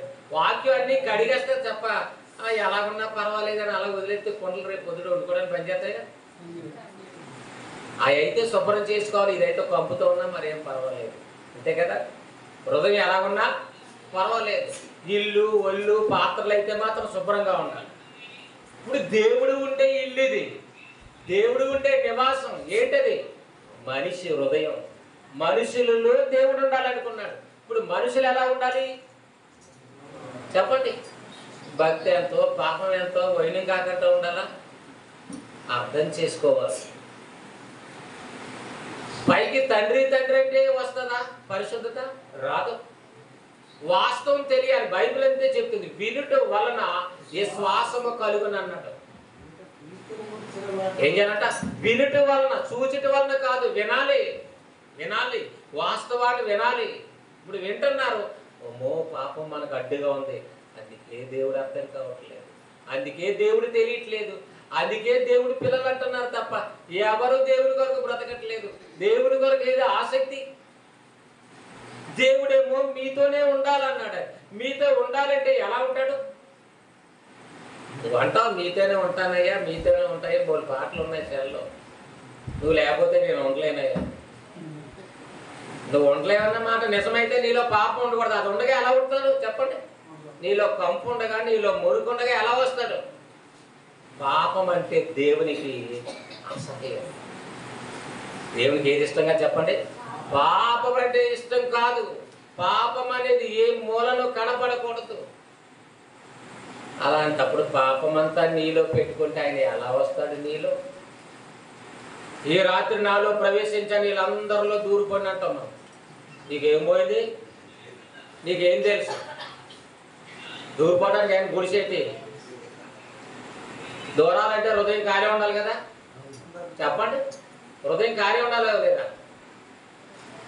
తలుపులు బిగించేసి లోపల దొంగడు ఉంటే ఎలా వెళ్ళిపోతాడు? లోపల దెయ్యంకి వచ్చింది. లోపల హృదయములు. దశలోనికి రాసిన పత్రిక, 2వ దశలోనికి రాసిన పత్రిక 2వ అధ్యాయం 4వ వచనం. ఏది దేవుడు అనబడునో, ఏది పూజింపబడునో దాని అంతటిని పైగా వాడు తనను తాను హెచ్చించుకొనుచు తానే దేవుడిని కనపరుచుకొనుచు దేవుని ఆలయంలో కూర్చుంటున్నాడట. ఎక్కడ? దేవుని ఆలయం అంటే ఏంటనుకున్నారు? సమూయేలు గారు కట్టిన ఆలయము, ఊర్లో పెద్దయ్య గారు కట్టిన ఆలయం, డబ్బున్న వాళ్ళు కట్టిన గుడి అనుకోకండి. ఆలయం అనగా మీరే, నీలోనే. మరి ఇదేందుక నీది ఆలయం కాదంటే కూర్చొని దేవుని గురించి వినటానికి. బడి అంటే 4 గోడలు ఉంటాయి. ఆ బడిలోనికి వెళ్తే మాస్టర్ వచ్చి బోధిస్తాడు, జ్ఞానం తెచ్చుకోవడం. 4 గోడలతో కట్టబడింది నువ్వు ఆరాధన వాక్యం వినటానికి. అలాగే ఒక దేహం ఇచ్చాడు, ఆ దేహంలో దేవుడు ఉండాలని ఇది ఆలయం అన్నాడు. ఇప్పుడు ఆలయంలో ఎవరు కూర్చుంటున్నారంటే దేవుడికి ముందుగా దేవుడు రాకండగా అపవాది కూర్చుంటున్నాడట. అప్పుడు నువ్వు వినగలవా? వింటే పాటించుకోగలవా? వింటే నీకు అరుగుతుందా? చెప్పండి. బాబు మన సమీరయ్య గారు చెప్తేనే బాగా మనం తినేసినట్టు ఉంది, ఒక ముక్క కూడా ఎక్కలేదట. ఆడుంటే నీకు ఏమెక్కుతుంది? ఎక్కదా? వాడు దేవుని ఆలయంలో కూర్చుంటున్నాడట. దేవుడి ఉద్దేశం ఏంటి? నా పిల్లలతో నేను ఉండాలి, నేను నివాసం చేయాలి అని. నా పిల్లలతో ఉండాలి. అంటే ఇదిగో దేవుని నివాసం మనుషులతో కూడా ఉన్నది, మనుషులతో ఉన్నదనే విషయాన్ని బహిర్గతం చేస్తున్నాడు. కాబట్టి దేవుడు ఉండాలంటే ఏం చేయాలి? దేవుడు ఉండాలంటే మనం ఎలా ఉండాలి? దేవుడు ఉండాలంటే మనలో దుష్టుడు, దయ్యం మనలో ఉండకుండా ఏం చేయాలి? బయటకు నెట్టివేయాలి. బయటకు ఏం చేయాలండి? గెంటేయాలి. చిచ్చి అంటే పోతుందా? చేయంటాడు ముందు, చిచ్చి అంటాడు. ఆ తర్వాత ఏం చేస్తాడు? దీనికి ఎలా కాదని ఏం చేస్తాడు? కర్ర కావాలంటాడు. మరి నువ్వేమంటావు? సాతానా పారిపో, సాతాన్ని యేసు నామంలో బంధించండి అన్నాడు. అక్కడ ఉంటాడు. అది ఉంటాడు బంధించండి అన్నాడు. ఇంకా కొట్లేస్తుంటాం. ఈ అందరూ బిగించేసి అలా కనిపిస్తుంటారు. ఆడి పోవాలి అంటే నీకు జ్ఞానం కలగాలి, నీలో పద్ధతులు మారాలి, నీ మాట మారాలి, నీ చూపు మారాలి, నీ నడవడిక మారాలి, నీ ఆలోచనలు మారాలి. ఇవన్నీ మారిన రోజే వాడు లేడని అర్థం. చూపులో తేడా ఉన్నదంటే దయ్యంగాడు ఉన్నాడని లోపల. ఎవడున్నాడు? దుష్టుడు లోపల ఉన్నాడు. దేవుడు ఉండవలసిన స్థానాన్ని వాడు కబ్జా చేశాడు. అదో టీవీలో సినిమాలో చూపిస్తుంటారు కదా, పేదవాడు కొనుక్కున్న భూమిని రౌడీలు ఏం చేస్తుంటారు? కబ్జా చేస్తుంటారు. చెప్పుకోవడానికి దిక్కు ఉండదు. వాడు తీరా రోజు అడగడానికి వెళ్తే వాళ్ళనే కేసులు వేస్తారు, వాళ్ళనే చంపేస్తుంటారు. సీరియల్ సినిమాలు చరిత్రలే కదా. ఈ సాతాను ఎంత విచిత్రమో చూడండి. దేవుని పిల్లల్ని కబ్జా చేశాడు, దేవుని స్థలాన్ని కబ్జా చేశాడు. నీ స్థలం ఎవరైనా కొంచెం అవకాశం ఉన్నవాడు స్థలం కబ్జా చేస్తే ఊరుకుంటావా? సీపురు గట్టి ఇలా వేసి తుడిస్తే ఊరుకుంటావా? ఒక రాయి కాస్త ఇలా కడితే ఊరుకుంటావా? ఒక బడితే ఇలా వేస్తే ఊరుకుంటావా? ఎంత గొడవ అయిపోద్దండి. అదే దుష్టుడు నీలో ఉండి ఎన్ని చేస్తున్నా నీకు అసలు పట్టింపే ఉండదు. నువ్వు మాత్రం పైకి తెల్లగా ఉంటావు, పైకి అందంగా ఉంటావు, పైకి తెల్ల బట్టలు వేసుకుంటావు, పైకి కానికిస్తావు, పైకి ఉపవాస కూటాలు ఇవన్నీ చేసేస్తుంటావు. కానీ హృదయంలో ఆయనకి ఏమి లేదు. అది హృదయం అన్నిటికంటే మోసకరమైనది, అది ఘోరమైన వ్యాధి కలది. నా చెయ్యండి, నా కళ్ళు కనపట్టలేదండి, ఒళ్ళండి, దొరదండి అని చెప్తా తప్ప హృదయము మోసకరమైనది. నేను మోసగత్తినని ఎప్పుడైనా అనుకున్నారా మీరు? నువ్వు అబద్ధం ఆడతావు, అబద్ధకురాలు అని తిట్టారనుకోండి. అవునమ్మా నేను అబద్ధకురాలనే, బాగా చెప్పు, నేను ఒప్పుకుంటాను. ఏదో రకంగా అబద్ధాన్ని విడిచిపెట్టాలని అనుకుంటావా? నీవే 10 సార్లు 100 సార్లు అబద్ధకురాలు అని తిడతావు. ఈ ఇమేజ్ డ్యామేజ్ అయిపోద్దామని ఒప్పుకుంటారు ఎప్పుడైనా? మనుషులు ఎదుట ఒప్పుకోవాలి, దేవుని ఎదుట ఒప్పుకోవాలి అంటున్నాడు. తప్పు అయితే తప్పంటేనే ఊరుకోం మనం. పాపం చేసేవాడు ఊరుకుంటామా? ఏదో ప్రసంగం కనుక చర్చలో కనుక ఊరుకున్నాం. బయటకు వచ్చామా నీ జీవితం మంచిది కాదు, ఏదో చాలా పాపం ఉందని అన్నారు అనుకోండి, ఊరుకుంటారా? చెప్పండి. నువ్వు మారాలంటే నేను మారాలా? నేనే మారాలంటే ఇంకేం మారాలని ఇంకో గుడికి పోతాను నేను. అది బాగా అట్టుపొడిలో నన్ను బాగా పైన కూర్చొని పెడతారు, నన్ను అగరద్దలు పెట్టి పూజిస్తారు. నువ్వేటి ఇంకా మారాలని చూసారే? ఎంత ఇది వచ్చేస్తుందో మనిషికి. మారలేదు అంటే సారీ, మారేవో లేదో వాక్యం చెప్తుంది. రోగం ఉందో లేదో శాస్త్రం, వైద్య శాస్త్రం చెప్తుంది. టెస్టులు చెప్తున్నాయి, urine test, blood test, motion test, ఉమ్ము టెస్ట్. ఒక టెస్ట్ కాదు కదండి. ఉమ్ములో ఎంత, రక్తంలో ఎంత, ఎముకల్లో ఎంత, నరాల్లో ఎంత అది తేలుతున్నాయి లేదా? రోగగ్రస్తుడు ఐసీయూలో మంచంలో పెట్టినప్పుడు అన్ని టెస్టులు చేస్తారు. ఎందులో ఎంత ఉన్నది వస్తుంది, లేదని అంటే ఊరుకుంటుందా? లేదైతే బాగానే ఉంది కదా, లేకపోతే ఇక్కడ దాకా రావు కదా. అబ్బాయి నేను అలా చేయలేదు, నాకు ఏ రోగం లేదని అంటే అయితే ఇక్కడికి ఎందుకు వచ్చి వెళ్ళిపో. లేదని అనటానికి అవకాశం లేదు. ఎందుకంటే ప్రతి ఒక్కరూ పాపం చేస్తున్నారు. రోమిలికి రాసిన పత్రిక 3:10-11 వచనాలు. రోమిలికి రాసిన పత్రిక 3:10-11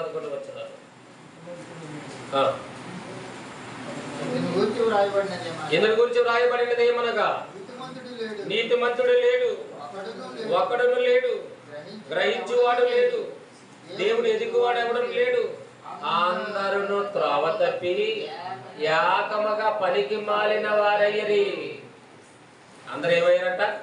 అందరూ, మీరు నేను అనే తారతమ్యం లేకుండా భూమి మీదకి వచ్చిన ప్రతి ఒక్కరూ ఏం చేస్తున్నారంట?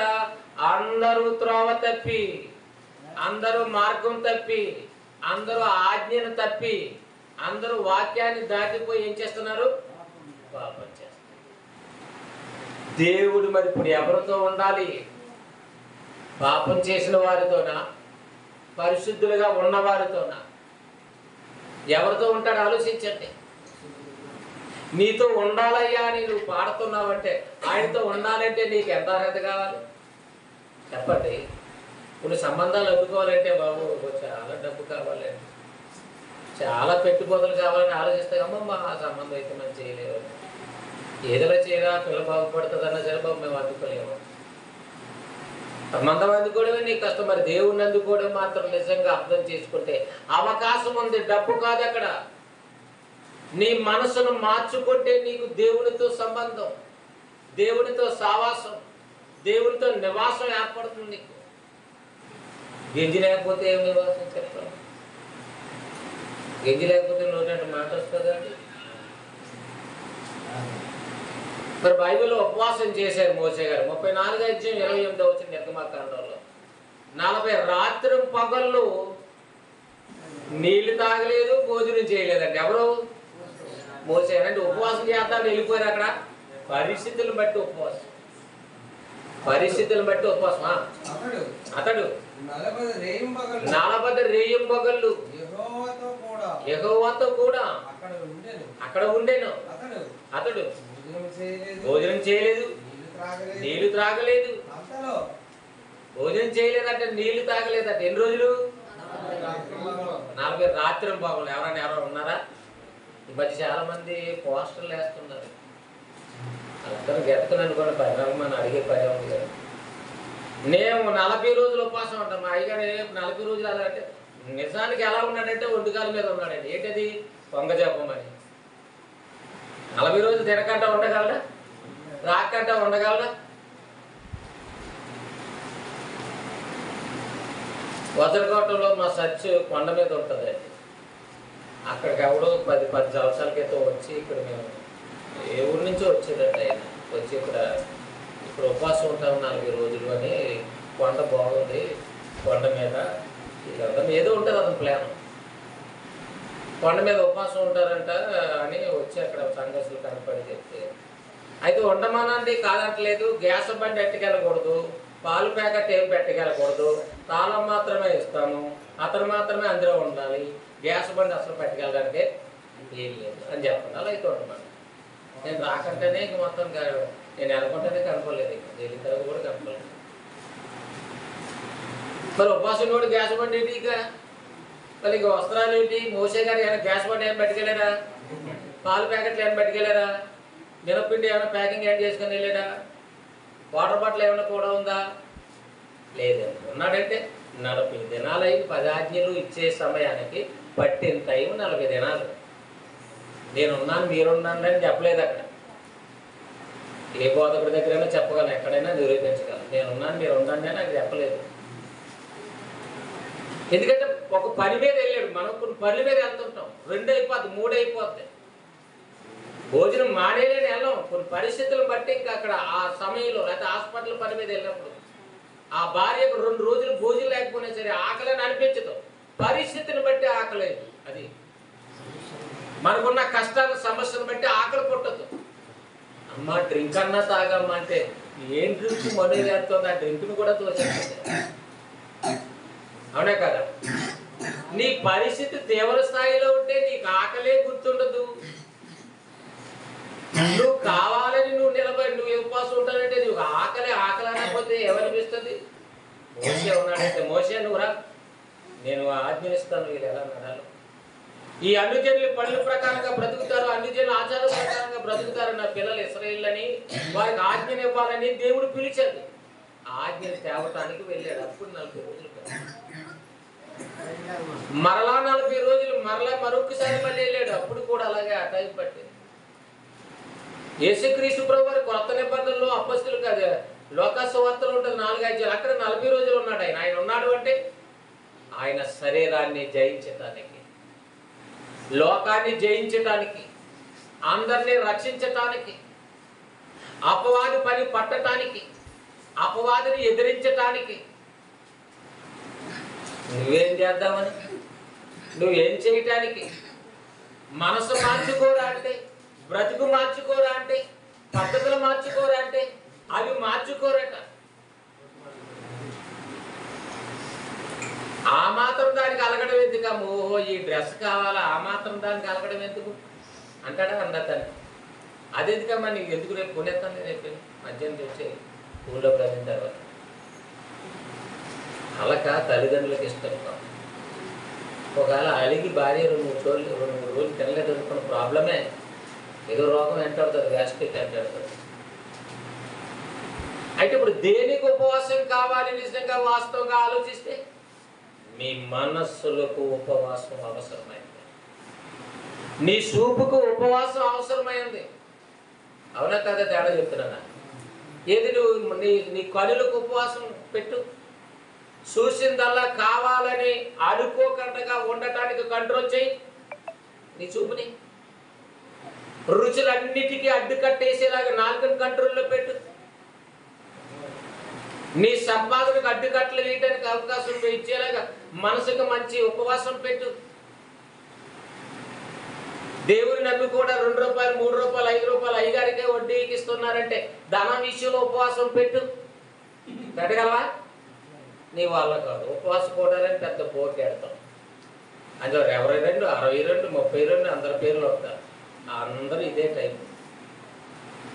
లోక సంబంధమైన విషయాలే, లోక సంబంధంగా ఏదో కావాలని ఆలోచన తప్ప మనసు మార్చుకోరంటే ఏమర్థమవుతుంది? పౌలు గారు రోమా పట్టణానికి రాస్తూ, రోమా పట్టణానికి వెళ్ళడానికి అవకాశం లేక ఆయన ఉత్తరం రాస్తూ 12వ అధ్యాయంలో చూడండి. రోమిలికి రాసిన పత్రికలో, రోమిలికి రాసిన పత్రిక 12వ అధ్యాయం 1వ వచనం, 1-2 వచనాలు. కాబట్టి సహోదరులారా,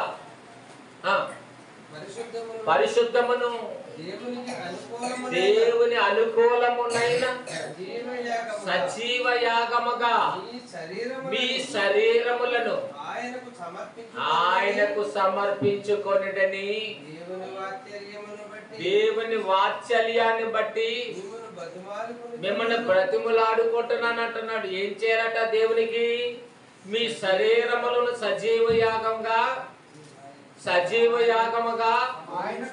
ఏం చేయాలి? ఆయనకు సమర్పించుకొనుడి. సమర్పయాని ఏంటి? పువ్వు కాదు, పండు కాదు, కాయ కాదు, డబ్బు కాదు, బట్టలు కాదు. ఎవరిని సమర్పించుకోవాలట చెప్పండి? మీ శరీరాలు దేవునికి ఇచ్చేది కానిక చూద్దాం. మీ శరీరాలు దేవునికి ఇచ్చేయండి అంటున్నాడు.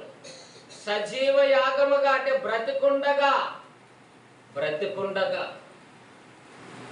ఒక కోడిని చంపి ఆ తర్వాత ఏం చేస్తారు? ఆ మంటల్లో కాలుస్తారు.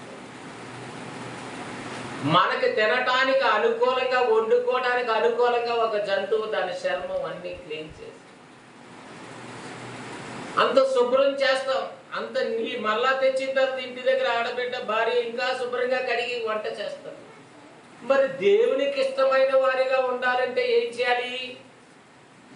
ఈ దేహాన్ని ఏం చేయాలి? దేవునికి సమర్పణ చేయాలంటే ఎలాగట? సజీవ యాగంగా. సజీవ యాగంగా అంటే బ్రతికుండగానని. ఎప్పుడుండగానే? బ్రతికుండగానే. దేవా చచ్చిపోయిన తర్వాత సొమ్ము చేసుకోంటే ఎవరకు పడని అత్తమ్మ ఈ ముసలమ్మ దేవుడికి ఎందుకండి? ఆ దేవుడి సొమ్ము చేసుకుంటే సొమ్ము అంతా అల్లుడికి, కూతురికి అండి, కొడుకులకి అందరికి ఇచ్చేసి ఎవరు సొమ్ము చేసుకోవాలి? బాబా దేవుడి సొమ్ము చేసుకోవాలని ప్రార్థన చేయండి అయ్యగారు. సొమ్ము అంతా ఒకరికి ఇచ్చేసాం, సోకంతా లోకంలో అరగబెట్టాం. దేవుడు ఇప్పుడు ఏం చేయాలంట? తీసుకెళ్ళి పరలోకంలో కూర్చొని పెట్టాలి. వీలవుతుందా? అలాగా భూమి మీద ఎందుకు పంపించాడు అంటే నువ్వు నా కొరకు బ్రతకాలని, నువ్వు నా కొరకు నడాలని, నువ్వు నా కొరకు సజీవయాగంగా జీవించాలని, నీ మనసు నాకు ఇవ్వాలని, నువ్వు పరిశుద్ధుడిగా ఉండాలని. మనకు ఎంతకాలమైనా పాపిని ప్రభు అనే పాట పోతుందా? మార్పు వచ్చింది అనేది ఏమైనా ఉంటుందా? ఏమి చర్చికి వెళ్తుందని ఏమైనా మారిందట? ఏమి మారుతారండి? ఇంకా ఆవిడగా ఉన్నాను వాడికి అంతేనే. మారిందని లోకం చెప్పటం లేదు, మారిందని అపవాది చెప్పటం లేదు, మారేవని దేవుడు కూడా చెప్పటం లేదు. ఇంకెవరు మోసం చేస్తావు? నువ్వే ఎక్కిరించబడతావు. తర్వాత నువ్వే ఎక్కిరించబడతావు. ఇంచేత మారిపోయినట్టు నువ్వు అందరినీ నమ్మించి, మారిపోయావని భర్తను నమ్మించి, మారిపోయావని భార్యని నమ్మించి, మారిపోయావని అయ్యగారిని నమ్మించి కొంచెం నీళ్ళు గేడుస్తూ చర్చిలోకి వచ్చి అయినా మార్పు రాదు. సజీవ యాగంగా మీ శరీరాలను ఎవరికి ఇచ్చేయాలంట? దేవునికి సమర్పించేయండి. దేవా, ఈ శరీరము నా మాట వినటం లేదు, నీకు ఇచ్చేస్తున్నాను. నా చెవులు దురద చెవులు అబద్ధాన్ని తప్ప ఏమి వినటం లేదు కనుక ఈ చెవుల్ని ఎలా కాదు, ఈ కుర్రని అలా కాదు, కాన్వెంట్కి వేసేయాలి కత్తిపూడికి అని ఏం చేస్తున్నారు? కత్తిపూడికి వెళ్ళే బస్సు ఎక్కించేస్తున్నారు. ఎందుకని? పేచీలు ఎక్కువైపోతానే, మనం పనులు చేసుకోనివ్వట్లేదు, వండిన తినటం లేదు, కుదురుగా తినటం లేదు. ఇది ఎక్కడ కుదురుబాటు అవుతాడు?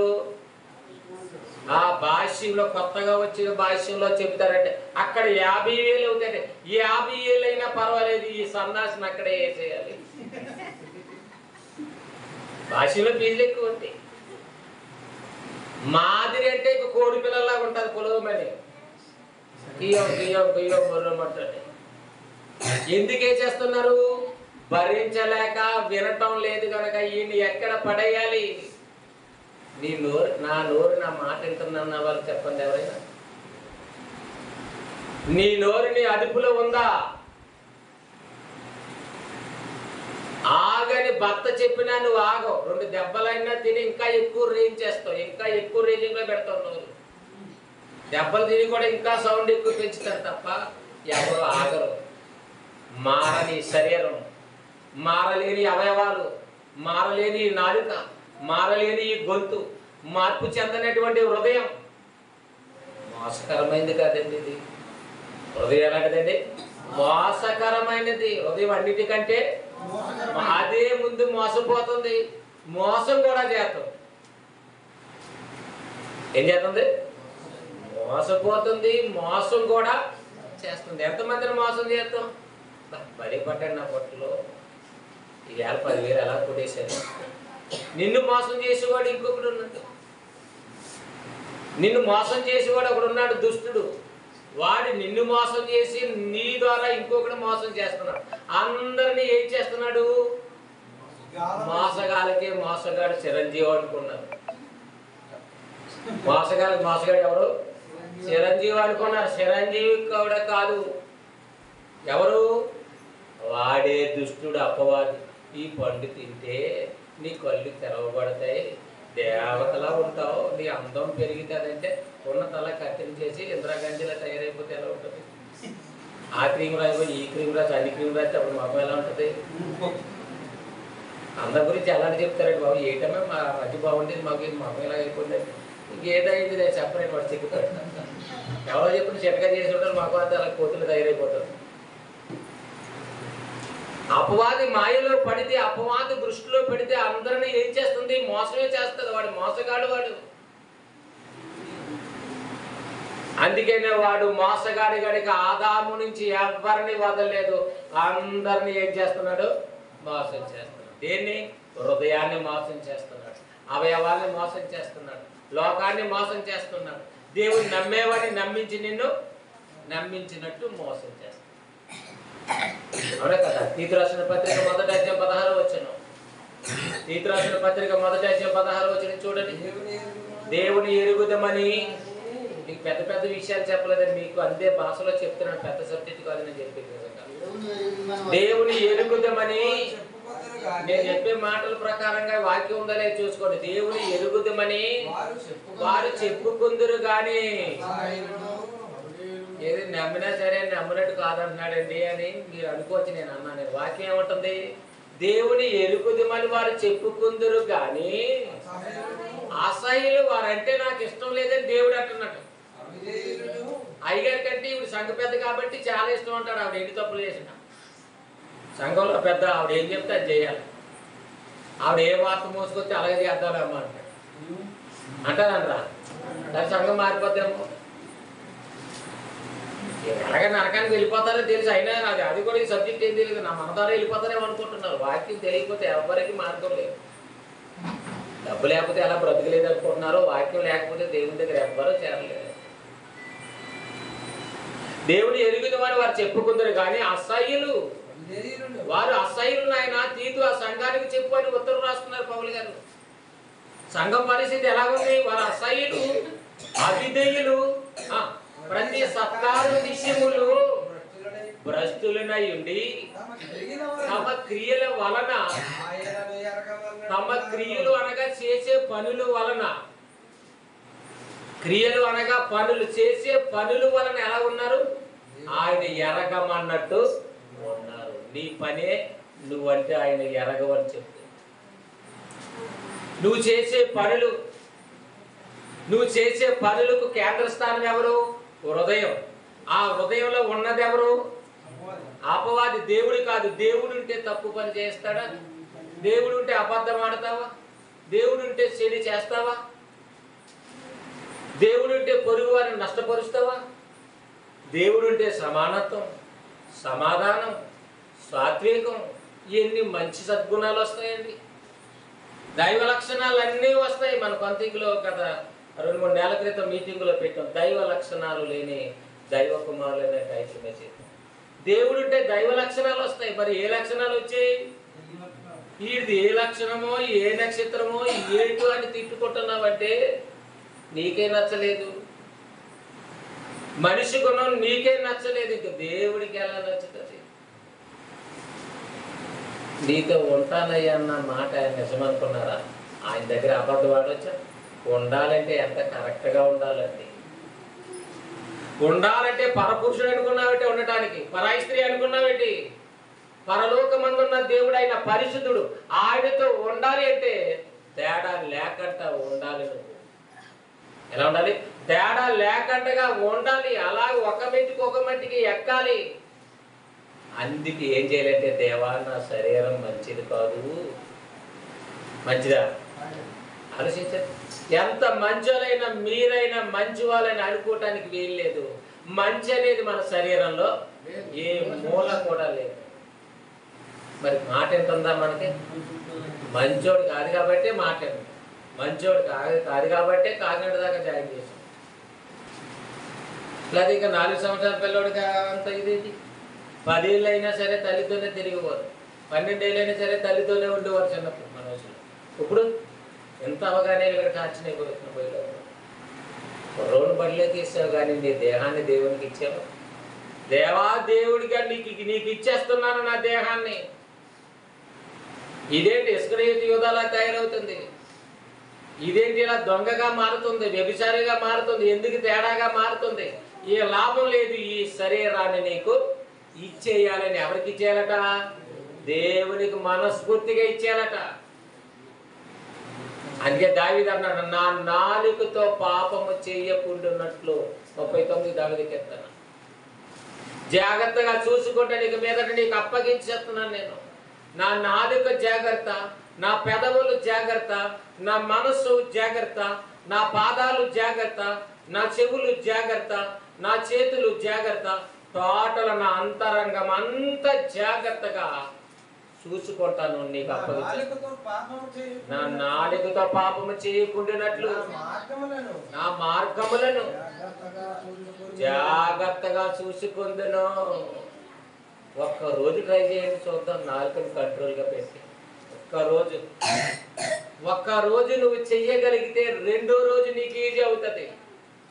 ఒక వ్యర్థమైన మాట రాకుండా, ఒక ప్రేమతో, ఒక దయతో, కనికరముతో, పరిశుద్ధతతో ఉండటానికి ఒక రోజు ప్రారంభించండి. అయ్యగారైనా అంతే, ఎవరికైనా నాలుకే కదా. ఎవరికైనా అబద్ధాలు తోడేదేంటి? నాలుకే కదా. ఇవాళ మరి చేత్తో దొరుకుతాయి కదా, ఇప్పుడంటే బోర్లు వచ్చాయి. కానీ చేత్తోనే కదా తోడాలి. అబద్ధమైన మోసమైన దేనితో తోడాలి? మనిషి హృదయంలో దాన్ని నాలుగుతోనే తోడుతూ ఉంటాడు. తోడి తోడి తోడి తోడి రాత్రి 10 అయినా తోడతారు, గుర్తొచ్చినప్పుడల్లా తోడుతూనే ఉంటారు. చేత్తో నీళ్ళు తోడుతున్నా చేతులు నిండిపోతాయి. నాలుగు అసలు లేకపోతే కొంత గ్లాస్ నీళ్ళు తాగేవాడితో గొడవాడి మళ్ళీ సర్దుకుంటుంది, మళ్ళీ మాట్లాడుతుంది అనమాట. మరి ఇలాంటి అవయవాలతో ఉండి దానికి భోజనం పెట్టినంత మాత్రాన్ని అది కుదుట పడదు. దానికి ఏం పెట్టాలంటే బుద్ధి గల వాక్యాన్ని ఇవ్వాలి, జ్ఞానం గల వాక్యాన్ని ఇవ్వాలి. శరీరాన్ని ఎవరికి ఇచ్చాలి? నీకు ఇచ్చేస్తున్నాను కానుకగా. 10,000 కాదు, ధాన్యం బస్తా కాదు, కొబ్బరికాయలు కాదు, పువ్వులు కాదు. నువ్వు దేవునికి కానుకైపో. అలా కానుకగా మారిపోయాడు ఎవరు? పౌలు గారు. సజీవ యాగంగా నేను నీకు అప్పగించుకుంటున్నాను. పౌలు గారు ఎలాంటి వారైనా సౌలుగా ఉన్నప్పుడు అంతకుడు, క్రూరుడు, హింస చేసేవాడు. అనేక మంది దేవుని పిల్లల్ని హింసించాడు. ఆయన అంటాడు, రోమీయులకు రాసిన పత్రిక 7:18 ఆయన గురించి ఆయన అంటున్నాడు. 7:18 ముగించేస్తాను. మీకు ఉపాసుకోవటం కాదని నిద్ర రాదని ఎక్కువ చెప్తున్నాను. నేను ఎంతసేపు అయినా చెప్పగలను. ఈ మధ్యలో ఏమి ఉండదు నిజానికి. చెప్తాను, ముగించేస్తానండి బాగుంటు. నా యందు అనగా నా శరీరమందు మంచిది ఏది నివసింపదని నేను ఎరుగుదురంటున్నా. నా యందు అనగా అంటున్నాడు స్వయంగా మనిషి. అలా చెప్పుకున్నాడంటే ఎంత ధన్యత. నా యందు అనగా నా శరీరం అందు మంచిది ఏది లేదు నాయన అంటున్నాడు ఆయన. అంటే ఏమర్థమైంది ఆయనకి?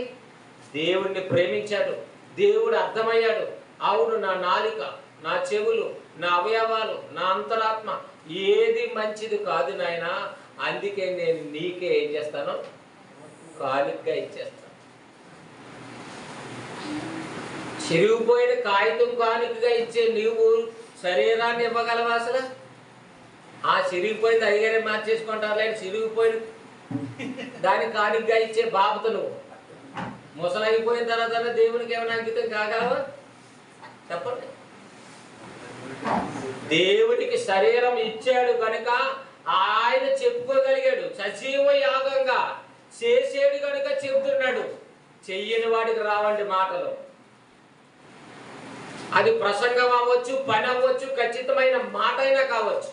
ఖచ్చితంగా ఉన్నవాడికి ఖచ్చితమైన మాట వస్తుంది, బ్రతుకున్నవాడికి బ్రతికే మాట వస్తుంది, నడిచేవాడికి నడిచే మాట వస్తుంది. అయితే ఆ కాలేజీ ఉండదు. అందరూ మనలాగే నడాలనుకుంటారు, అందరూ మాట్లాడాలనుకుంటారు. మాట్లాడాలంటే నీళ్ళ గట్స్ ఉండాలి. ఆ గట్స్ రావాలంటే దేవుని వాక్యం ఉండాలి. ఆ వాక్యం ఆయన నీకు ఇవ్వాలంటే ఆయన మనస్ఫూర్తిగా నువ్వు ప్రేమించాలి. దేవుణ్ణి ఎంతమంది ప్రేమిస్తున్నారు? శరీరాన్ని, సుఖాన్ని, భార్యను, పిల్లల్ని, ఆస్తుల్ని, అంతస్తులను చేకూర్చుకోవడానికి సిద్ధపడి నువ్వు సమాజాన్ని ఎలా రక్షించగలవు? దేవుడి నివాసం ఉంటానంటున్నాడు మనుషుల మధ్య. ఇగో నివాసంగా తయారు చేయి. సంఘంగా ఉన్నవారే గొడవలు ఆడుకుంటున్నారు. 10 మంది సంఘం కొట్టుకుంటేనే 10 విధాలు గొడవలు ఆడుకుంటున్నారు. దేవుడి సంఘానికి వస్తేనే నలుగురు కలిసి ఉండరు. మరి దేవుడు ఎక్కడ ఉంటాడు ఇప్పుడు? మీరు చెప్పింది బాగుంది కానండి. మా సంఘానికి తలో మాట అండి, అయ్యగారిదేమో ఇంకో మాట అండి, మా పాఠం గారు వాళ్ళ మాటలు వీళ్ళ మాటలు ఆవిడో మాట అండి. మాకు కలకట్లేదండి, ఐక్యత లేదు. ఈ ఆవిడ చెప్పి ఆవిడ కూడా కలకట్లేని ఆవిడే. ఆవిడ తలకట్టు ఉన్నది అనుకోకండి. ఆవిడ తల లేదు, తొక్క లేదు, ఏమి లేదు, కలకట్లేదు ఆవిడే. వీళ్ళందరికీ ఐక్యత లేదంటే కారణం ఎవరు లేరు? దేవుడు లేడు. ఎవరున్నారు? సాతాను దుష్టుడు ఉన్నాడు. అందుకని యేసు ప్రభుకు ఉపవాసం ఉన్నప్పుడు ఏం చూపించింది? 40 రోజులు ఉపవాసం ఉన్న తర్వాత లోకాన్నంతా చూపించింది. లోకమంతా నా చేతిలో ఉంది అని 1 నిమిషంలో చూపించింది. నువ్వు సెల్లో విశ్వం అంతా చూస్తున్నావు, ప్రపంచం అంతా సెల్లో ఉందని ఇయ్యాలంటున్నావు. సెల్ల రాకముందు చూపించింది యేసు ప్రభుకి. అర్థమైందండి? నెట్ రాకముందు నెట్ వేసి కూర్చున్నాడు. నెట్, ఇంటర్నెట్ ఎవరిది? నెట్. వాడు వలలో అమ్మాయా, అబ్బాయా, నాయకుడా, ఇంకొకడా, బోధకుడా, పడనవాడు ఎవడో లేడు. నా వలలో ఈ శాప పడదనడానికి వీళ్ళు అన్ని పడతాయి. అన్ని పడతాయి. 4వ అధ్యాయము లోక సువార్త. భూలోక రాజ్యములన్నిటినీ వచనం చెప్పండి చూసుకుంటారు. 4వ అధ్యాయం లోక సువార్త 5వ వచనం. 1 నిమిషంలో ఆయనకు చూపించి ఏం చూపించింది? భూలోక రాజ్యాలన్నీ చూపించిందంట. 1 నిమిషంలో మనం ఏం చూడగలం చెప్పండి? 1 నిమిషంలో హైదరాబాద్ చూడగలం?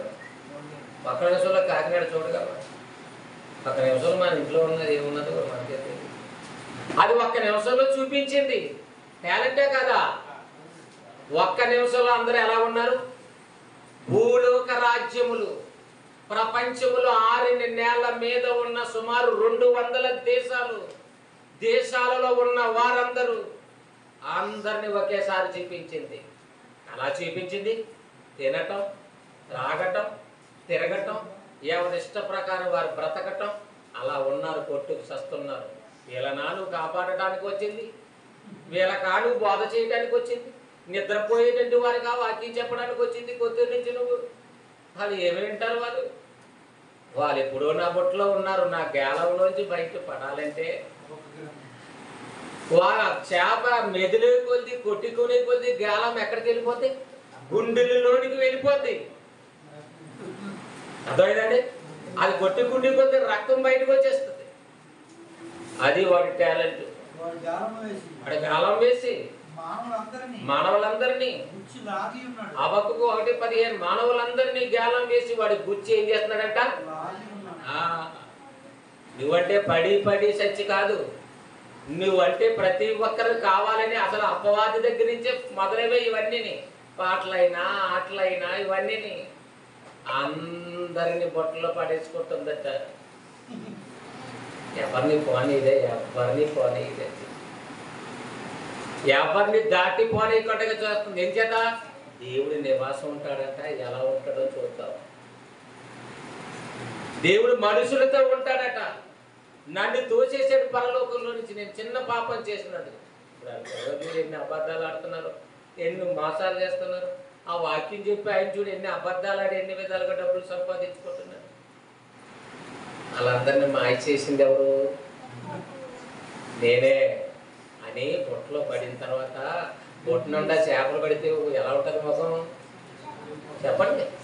పట్టుకెళ్ళి బొట్ట నిండా చేపలు పట్టడానికి ఎలా ఉంటుంది? చూడండి ఏం చెప్తున్నట్టు వాడు. చదవండి చదవండి కరెక్ట్గానే పాయింట్ చదవండి. చాలా చదువుతున్నాడా? ఉర్లు వగ్గి చిక్కించుకొనిచున్నాడు. వాడు తన వలలో వారిని కూర్చుకుని నువ్వు చదువు సతీష్ గారు. ఎందులో చదువుతున్నాడు ఆయన? వాకు పురుగులతోను నువ్వు నరులను సమానులుగా చేసేదివి. వాడు గాలం వేసి మానవులందరినీ గొచ్చి లాగి ఉన్నాడు. ఊరిలు ఒగ్గి చిక్కించుకొనిచున్నాడు. వాడు తన వలలో వాటిని కూర్చుకొని సంతోషపడి గెంతులేస్తున్నాడట. అది ఏం చేస్తున్నాడు? గెంతులేస్తున్నాడు. అందరూ నా బుట్టలో ఉన్నారు అని, అందరూ నా గంపలో ఉన్నారు. చాలా చేపలు పడిపోయి అందరూ నా బుట్టలో ఉన్నారు, వలలో ఉన్నారు.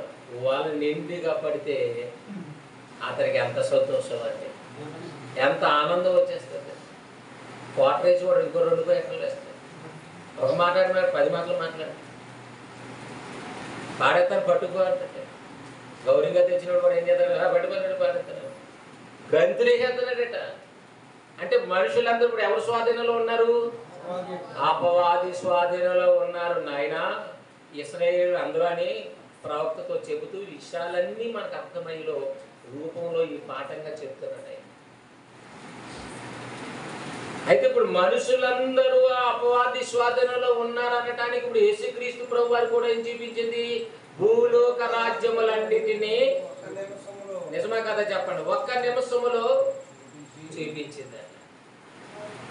ఒక్క నిమిషంలో చూపించింది. ఈ అధికారం అంతయు ఈ రాజ్యంలో మహిమయు నీకు ఇచ్చేస్తాను. అది నాకు అప్పగింపబడింది. వీళ్ళందరూ నాకు అప్పగించారు మనుషులంతా. అది నేను ఎవరికి ఇవ్వకూడదును, నీకు ఇచ్చేస్తాను. నువ్వు మార్చాలంటే, నువ్వు ప్రాణం పెట్టి రక్తం కాచి మార్చాలంటే చాలా కష్టం. అంత త్వరగా మారరు.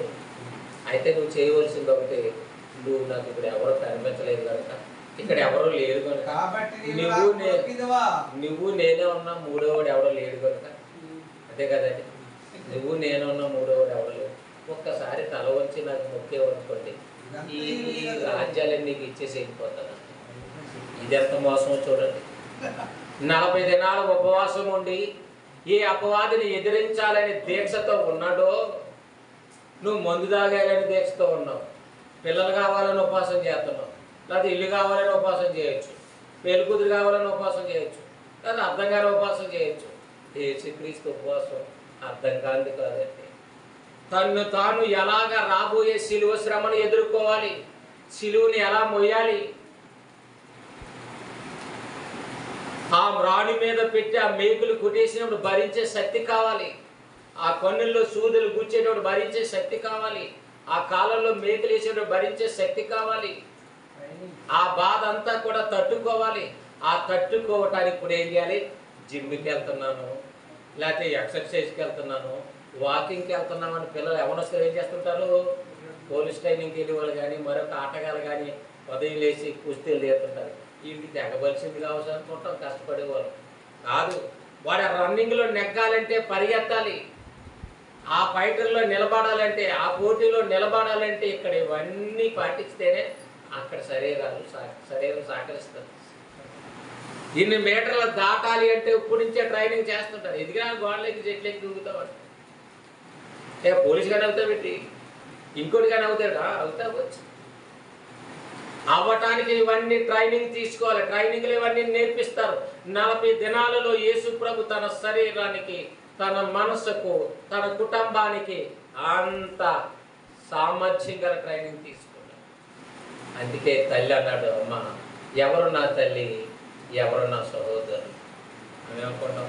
ఎంత ఎగరైతే మాత్రం మా అమ్మ ఎవరు అన్నాడు, మా చెల్లి ఎవరు అన్నారు, ఇది ఏమైనా బాగుందా అంటే అంటానంటాడు. ఏదైనా అర్థం కాదు. యేసుప్రభు ఎందుకు అన్నాడు, నువ్వెందుకు అన్నాడో తెలియదు. యేసుక్రీస్తుకి ఎవరు సహోదరులట? ఎవరు ఆయన మాటలు విని మారుతారో వారే నా సహోదరులు, వారే నా తల్లి. ఎవరు నా వాక్యం విని మారుతారో వారే నా తండ్రి, వారే నా చెల్లి, వారే నా అక్క, వారే నా అన్న. అది ఆయనకున్న మనసు. తన శిష్యుల వైపు చేయి చాపి, ఇదిగో నా తల్లి, ఇదిగో నా సహోదరులు అని చెప్పండి.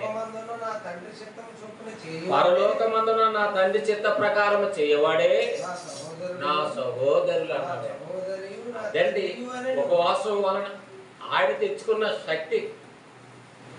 శాతాన్ని ఎదిరించగలిగాడు. నువ్వు ఎలా వెళ్తే ఇలా గుడిలో ఉన్న చూపు దగ్గర ఉంటాడు, మళ్ళీ లేచి ఉన్నాడు వెళ్ళిపోతాడు, మళ్ళీ నేను వెనకాలే ఉంటాడు. పోతాడు అనుకున్నావా? సాతాన పో అంటాడు. పోవాలి అంటే జ్ఞానం తెలియాలి, నీకు వాస్తవాలు తెలియాలి, మనసుకు అర్థం కావాలి, మనస్సులో కావాలి. అది మనసు నడిచే విధానం బట్టి ఉంటుంది. దైవికంగా నడిచే నడవడిక మనసు ద్వారా టోటల్ శరీరానికి ఇవ్వాలి. అప్పుడు పరిశుద్ధంగా మారటానికి దేవాయిక మీదట నేను పాపం చేయను, పాపునైనా నన్ను క్షమించు అని బాప్తిసం పొందేవంటే ఆనాటి నుండి నువ్వు పరిశుద్ధతలోనికి రావాలి. రావాలంటే అంత జ్ఞానం నీకు అందాలి, అంత శక్తి నీకు తెలియాలి. పరలోకానికి నడిపించే బాధ్యత మధ్యవర్తులకు ఉండాలి. యేసు అందుకే వచ్చాడు లోకానికి, నశించిన దాన్ని వెతికి అలా రక్షించి ఏం చేస్తాడట? పరిశుద్ధులుగా చేస్తాడట. పరిశుద్ధులైతే ఏమవుతారు? పరిశుద్ధులు సంఘంగా ఉంటారు. సంఘంగా ఉన్నటువంటి దానిలో ఎవరుంటారంటే దేవుడు ఉండటానికి ఇష్టపడుతున్నారు. ఈ అల్లరి చిల్లర కార్యక్రమాలతో ఉన్న సంఘాలలో దేవుడు ఉంటాడు. రకరకాలైన అసలు ప్రేమ లేదు, తగ్గింపు లేదు, ఒకరికంటే ఒకరికి సాయం చేసే గుణం లేదు, ఏమీ లేని మనలో ఎలా ఉంటాడు చెప్పండి? దేవుడు అనగానే ప్రేమ కలిగిన వాడు, కృప కలిగిన వాడు, ఇచ్చేవాడే కానీ పిసినారు కాదైనా, లోబి కాదు. ఆయన దాత, అంత దాతృత్వం కలిగిన వాడు. అలాంటి గుణాలు కలిగిన దేవునికి పుట్టిన పిల్లలు ఎలా ఉండాలి? అమ్మో నా పిల్లలు పెట్టిపోతలు కలిగిన పిల్లలే, నా కుమార్తె పిసినారు కాదు, నా కుమారుడు గుణవంతురాలు అని దేవునికి తెలియాలి. నువ్వు ఎదుటి వారికి ఏ విధమైన సాయం చేయవు, దేవునికి ఇస్తున్నాను అంటాం. మరి ఎదుటివారి దేవుడి కుమార్తె కదా, ఎదుటివారి దేవుని కుమారుడు కదా, వారిని ప్రేమించవా? వారికి సహకరించవా? వారికి సేవ చేయవా? వారిని ఆదుకోవా? దేవుడు ఆదుకోవటం లేదా ఈ సృష్టినంతా? కనుక ప్రేమైనటువంటి దేవుని వాళ్ళరా, దేవుని నివాసం మనుషులతో ఉండాలంటే ఎలా ఉండాలంట? పరిశుద్ధులుగా ఉండాలి. చివరి మాట 2 కొరింథీయులకు రాసిన పత్రిక 6వ అధ్యాయం 17-18 వచనాలు జ్ఞాపకం చేసుకుందాం. 2 కొరింథీయులకు రాసిన పత్రిక 16 చూడండి. 2 కొరింథీయులకు రాసిన పత్రిక 6వ అధ్యాయం 16-18.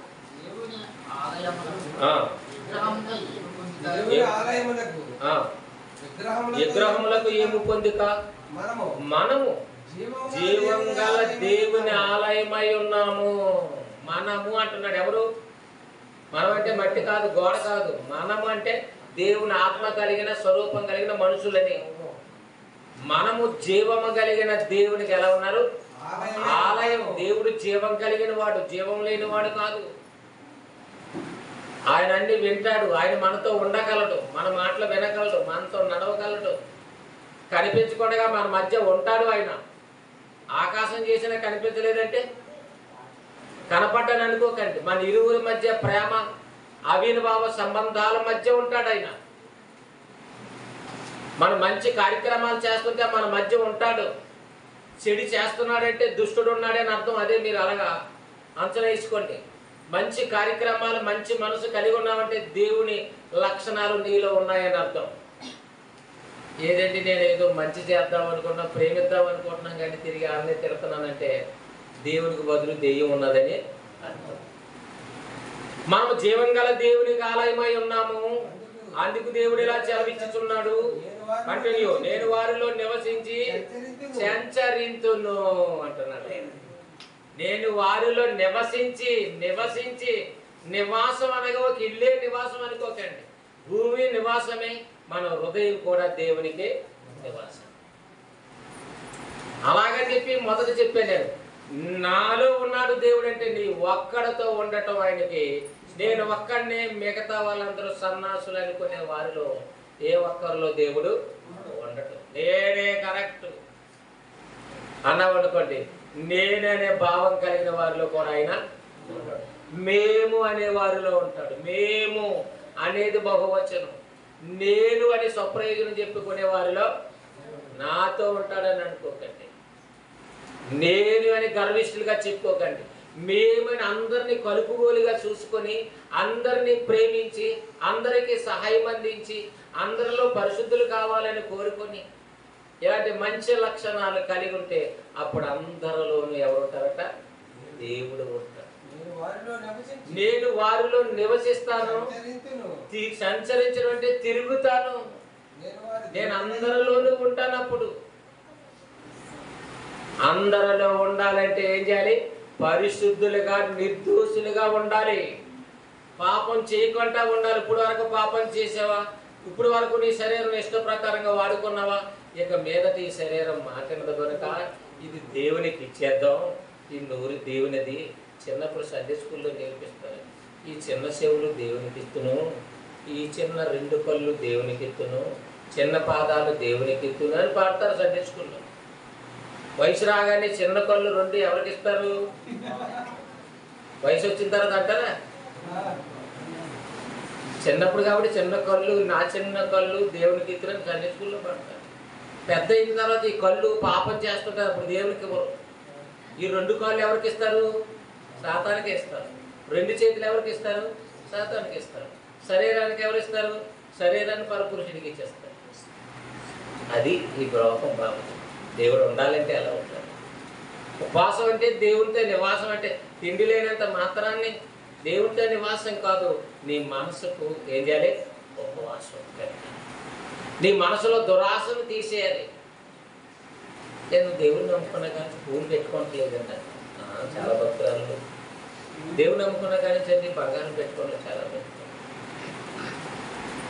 పైన పెట్టుకోలేనంత మాత్రాన్ని భక్తురాలు అని అనిపించుకోవాలనుకుంటున్నాను. అలాంటి తెగలు ఉన్నవి, అలాంటి భక్తులని, అలాంటి భక్తి భావాన్ని నేర్పించే సంఘాలు ఉన్నవి. తెల్ల బట్టలు, తెల్ల డబ్బాలు ఇలా పెట్టి ఒక డ్రెస్ కోడ్ అనమాట. ఈ మధ్య మళ్ళీ ఆదివారం భోజనాలు ఆలెట్టినారని మనం పెట్టకపోతే మన సంఘం ఏంటి అయిపోతుందని మనం భోజనం పెడతాం. ప్రతి మొదటి వారం తెల్ల బట్టలు వేసుకుని వచ్చేది. ఇదంతా పైకి వేషధారణకి. మరి దేవుడు నివసించాలంటే ఎలా ఉండాలి? పాపం లేని వారు ఉండాలి. పై డ్రెస్సులు కాదు, పైన అవి పెట్టుకోలే ఇవి పెట్టుకోలే కాదు, దురాశను తీసివేయాలి. పువ్వులు పెట్టుకోలేదు కానీ దురాశ మాత్రం చాలా దొరుకుతాయి. పువ్వులైతే లేదు కానీ ఏమున్నాయి? దురాశ విస్తారంగా ఉంటుంది దొరలో. అన్ని దురాశలే. బంగారం తగిలించుకోకపోయినా పెద్ద ఆశలు, ఎన్నో ఆశలు ఉంటాయి. నేను అది ఎత్తుకొని ఇది ఎత్తుకున్నట్టు అన్ని విరోధాలు, అన్ని గొడవలే. బావగారు అంటే పట్టు, బతిగారు అంటే పట్టు, అలాంటి కెట్టదు, ఇలాంటి నడవదు. గుడికి వచ్చేస్తా, ప్రార్థన చేస్తా, వెళ్ళిపోతాం. దేవుడు ఎక్కడ ఉంటాడు? ఉంటాడా? దేవుడు ఉండాలంటే ఇన్ని మెయింటెనెన్స్ చేయాలండి. ఆదివారం ఒక రోజు గుడికి వచ్చేస్తే పరలోకానికి వెళ్ళిపోతామని తెలియక అలా చెప్పేస్తుంటాను. అలా వెళ్ళవమ్మా అని చెప్పాలి, అలా వెళ్ళలేరు అని చెప్పాలి. వెళ్తారని చెప్పేవాడు మరి ఆయన వెళ్తానన్నాడు. ఏడు ఆయన ఎలా గడపడం తప్పు తీసేస్తాను ఊరుకుంటాడేంటి అక్కడ? ఇలా ఆయన ఎలా గడపడం మనం? అక్రమం చేయవారు లేరా మీరు ఎవరో? మరి అంతెందుకంటే నేను ఇలాగ అన్నాను, ఒక స్కూల్ మాస్టర్ని ఇన్స్పెక్షన్ చేయడానికి ఒక అధికారి వస్తారట. ఒక టీచర్లు ఎలా విధి చెప్తారని వస్తారు. వాళ్ళు భయపడతారా? భయపడతారా? ఒక వార్డులో హాస్టల్ దగ్గరకు ఒక అధికారి వస్తాడు, ఒక కలెక్టర్ వస్తాడు. భయపడతారా? భయపడరా? భయపడి డ్యూటీ బాగా చేస్తుంటారు. కొంతమంది భయలేని పని చేసి కూడా పిల్లలతో అలా చెప్పండి రా, మంచిగా చెప్పండి రా అంటారు. ఏదో రోజు దొరికిపోతాడు. అకౌంట్లో దొరకలేదు అనుకోండి, కోటమందూరులో దొరికిపోతాడు. అక్కడైనా పడేసుకుంటారు. అక్కడ నిజం చెప్తాడు, వాళ్ళు కాకపోతే వెళ్ళిపోతే ఆగి మనం చెత్తపడేస్తున్నాడు, ఒకసారి భోజనం కూడా పెట్టట్లేదు, మా మాడేబ్బే కూడా వేస్తున్నాడు అని ఎవడో ఇచ్చేస్తాడు, ఉద్యోగం తీసిపోయాడు. అలాగా బోధ కూడా సరైనటువంటి జ్ఞానమైన బోధ సమాజానికి అందాలి. అది దేవుని ముఖాన్ని చూసి ఆమె కరెక్ట్ అనాలి. దేవుడు చూస్తే తెలుగు భలే చెప్తున్నాను ఆయన, అలా నా మనసులో చెప్పాలి. నా మనసులో ఉన్నది నా కుమారుడు చెబుతున్నాడని దేవుడు సంతోషపడాలి. ఎక్కడా లేని ఉంది గాంధీ చెప్తున్నా, నేను ఎలా అర్థమవుతారా? నేను అర్థం కాని దేవున్నా. నేను వారిలో నివసింతును సంచరింతును, నేను వారి దేవుడినై యుందును, వారు నా ప్రజలై యుందురు. వారు నాకు ప్రజలుగా ఉంటారు, వారికి నేను ఏమవుతాను? దేవుడినై ఉంటాను అంటున్నాడు. ఎప్పుడు ఉంటాడు? పరిశుద్ధులుగా ఉంటేని, దయ్యముతో సంబంధం లేకుండా ఉంటేని, దుష్టునికి దూరంగా ఉండాలి, పరిశుద్ధుడిగా ఉండాలి, నిర్దోషుడిగా ఉండాలి, కలంకం లేనివాడిగా ఉండాలి, మచ్చ లేనివాడిగా ఉండటానికి ఒక రోజు నీ స్థాయి ఏం చేయాలి? పెరగాలి. నీ మనసు కల్మస్సం లేనిదిగా ఉండాలి. అప్పుడు నీలో రావాలి అని అనిపించాలి ఆయనకి. అది నీకేం పోయిందో అర్థం కాక దేవా నాలో రా అని చాలా కేకలేస్తావు. నీ గొంతుంది ఆరిపోవాలి తప్ప నువ్వు ఎన్ని చెంబులు నీళ్ళు తాగినా నీదే రాడు కనుక పక్కన బతుకు నీకు అలాగే ఉంటుంది. మైక్లో ప్రార్థన చెప్పి ఇలాగే ఉంటుంది. అంతే కదండి. బోధ నీ ప్రవర్తన. అదే నీ సమాజంలో ఎక్కడ ఎవరిని చూసినా దేవుని ఎరుగుదమని చెప్పుకునేవారే, కానీ దేవునికి నచ్చేటట్టు వారిగా లేరంటే ఆయన మాటల్లో ఉంటే ఎందుకు నచ్చరండి? నేను చెప్పిన మాటల్లో వాస్తవం లేదని ఎవరు అనలేరు ప్రపంచంలో. ఏ ఊరిలో బోధించిన ముక్కును వేలేసుకుని వెళ్ళిపోవాలి తప్ప అనటానికి వేయలేదు. అందుకని పాస్టర్లు పిలవరు. అయినా బాగా పిలిచాడు ఈయన, చాలా సంతోషం. చెప్పండి కొట్టాను అందరూ గారికి. ఏంటంటే నేను ఎవరికి నేనేమి ఇవ్వలేను. నేను మామూలుగా వస్తాను, కోర్టు చూటు కారు ఉండవు కాబట్టి మామూలు సాధారణమైన వ్యక్తి. ప్రేమతో వాక్యం కావాలని ఆశపడ్డాను. నేను వస్తే రూపాయి ఫీజు ఇచ్చే పని ఉండదు. నేను కూడా ఎవరికి ఇవ్వలేను. ఏది అవసరమైందో అది చెప్పి సమాజాన్ని ఒకసారి మేల్కొల్పడం అవసరం. ఎన్నో విషయాలు చెప్పాలి, ఒకనాడు దగ్గర కాదు. మించి మాట్లాడాను. అయినా మీకున్న మరి ఆసక్తిని బట్టి కొద్ది నిమిషాలు బాగా ప్రార్థన చేసుకుంటాను. మీరు మీకు ప్రేమ కలిగిన మాట్లాడి దేవా నీ కొందనాలు చెల్లిస్తున్నాను. ఎన్నో విషయాలు నీ పిల్లలైనటువంటి వారి మధ్య ప్రకటించడానికి మరి నీ దాసులు సమయాల గారికి వారి కుమారుడికి ఇచ్చిన ఈ గొప్ప మనసును బట్టి వారు నన్ను పిలవాలి, ఆయన మాటలు చెప్పించాలి అనే ఆలోచన వారికి కలిగింది. ఏదేమైనా ఇది మీ చిత్తమేమో. నాకంటే ఎవరు గొప్పవారిగా వస్తూ పోతూ ఉంటారు, కాదనలేవు నాయన. ఆయన వారు ప్రేమతో పిలిచారు. ఏదేమైనా వాస్తవాలు నిర్మించాలి. మన పిల్లలకు ఒక మంచి ఆహారం, ఒక మంచి మేతను ఏర్పాటు చేయాలని ఈ రాత్రికాల సమయంలో పిలిచినందుకు గాను నీ మనసులో వాస్తవాలను చెప్పారు నాయన. ఆ మాటలు, ఈ మాటలు, కాని మాటలు, మాయ మాటలు వారి మధ్య చెప్పలేదు. ఎన్నో వాస్తవాలను చెప్పారు. వారి మనసులో మార్చుకోవాలి. అది గురికరికి జీవించడానికి సహాయం చేయించి నీ సిద్ధమైతే మరొకసారి ఇలాంటి ఎన్నో సంగతులు వినటాను, ఇలాంటి మంచి సమయాన్ని, మంచి ఆహారాన్ని భుజించడానికి నీ పిల్లలు మంచి మనసును దయచేయండి. వారిని బలపరచండి. వారి బ్రతుకులు మార్చుకోవడానికి ఇలాంటి విలువైన మాటలు అవసరమని గుర్తించి నీ కొరకు ప్రత్యేక ఈ కార్యక్రమానికి పార్కులైనటువంటి సేవకులను, కుటుంబాన్ని, యావత్ సంఘాన్ని మీరు గొప్ప చేత బలపరచండి. ఈ గ్రామాన్ని నీ ప్రేమ ద్వారా మార్పు చెందటానికి, నీ వాక్యం ద్వారా వారి స్థితిగతులు మార్చుకోవడానికి సహాయం చేయండి. పేరుకే భక్తులుగా కాక, వేషధారులుగా కాక, యథార్థవంతులుగా ఉండటానికి, ప్రతి ఒక్కరూ స్థిరపరచబడటానికి ఇలాంటి అవకాశాలని పిల్లలకు అనేక మార్లు దయచేసి బలపరచమని మా ప్రభుని యొక్క ప్రియకుమారుని యేసుక్రీస్తు వారి పేరట ఈ ప్రార్థన సమర్పించుకుంటున్నాం మా తండ్రి. ఆమేన్. అందరికీ వందనాలు.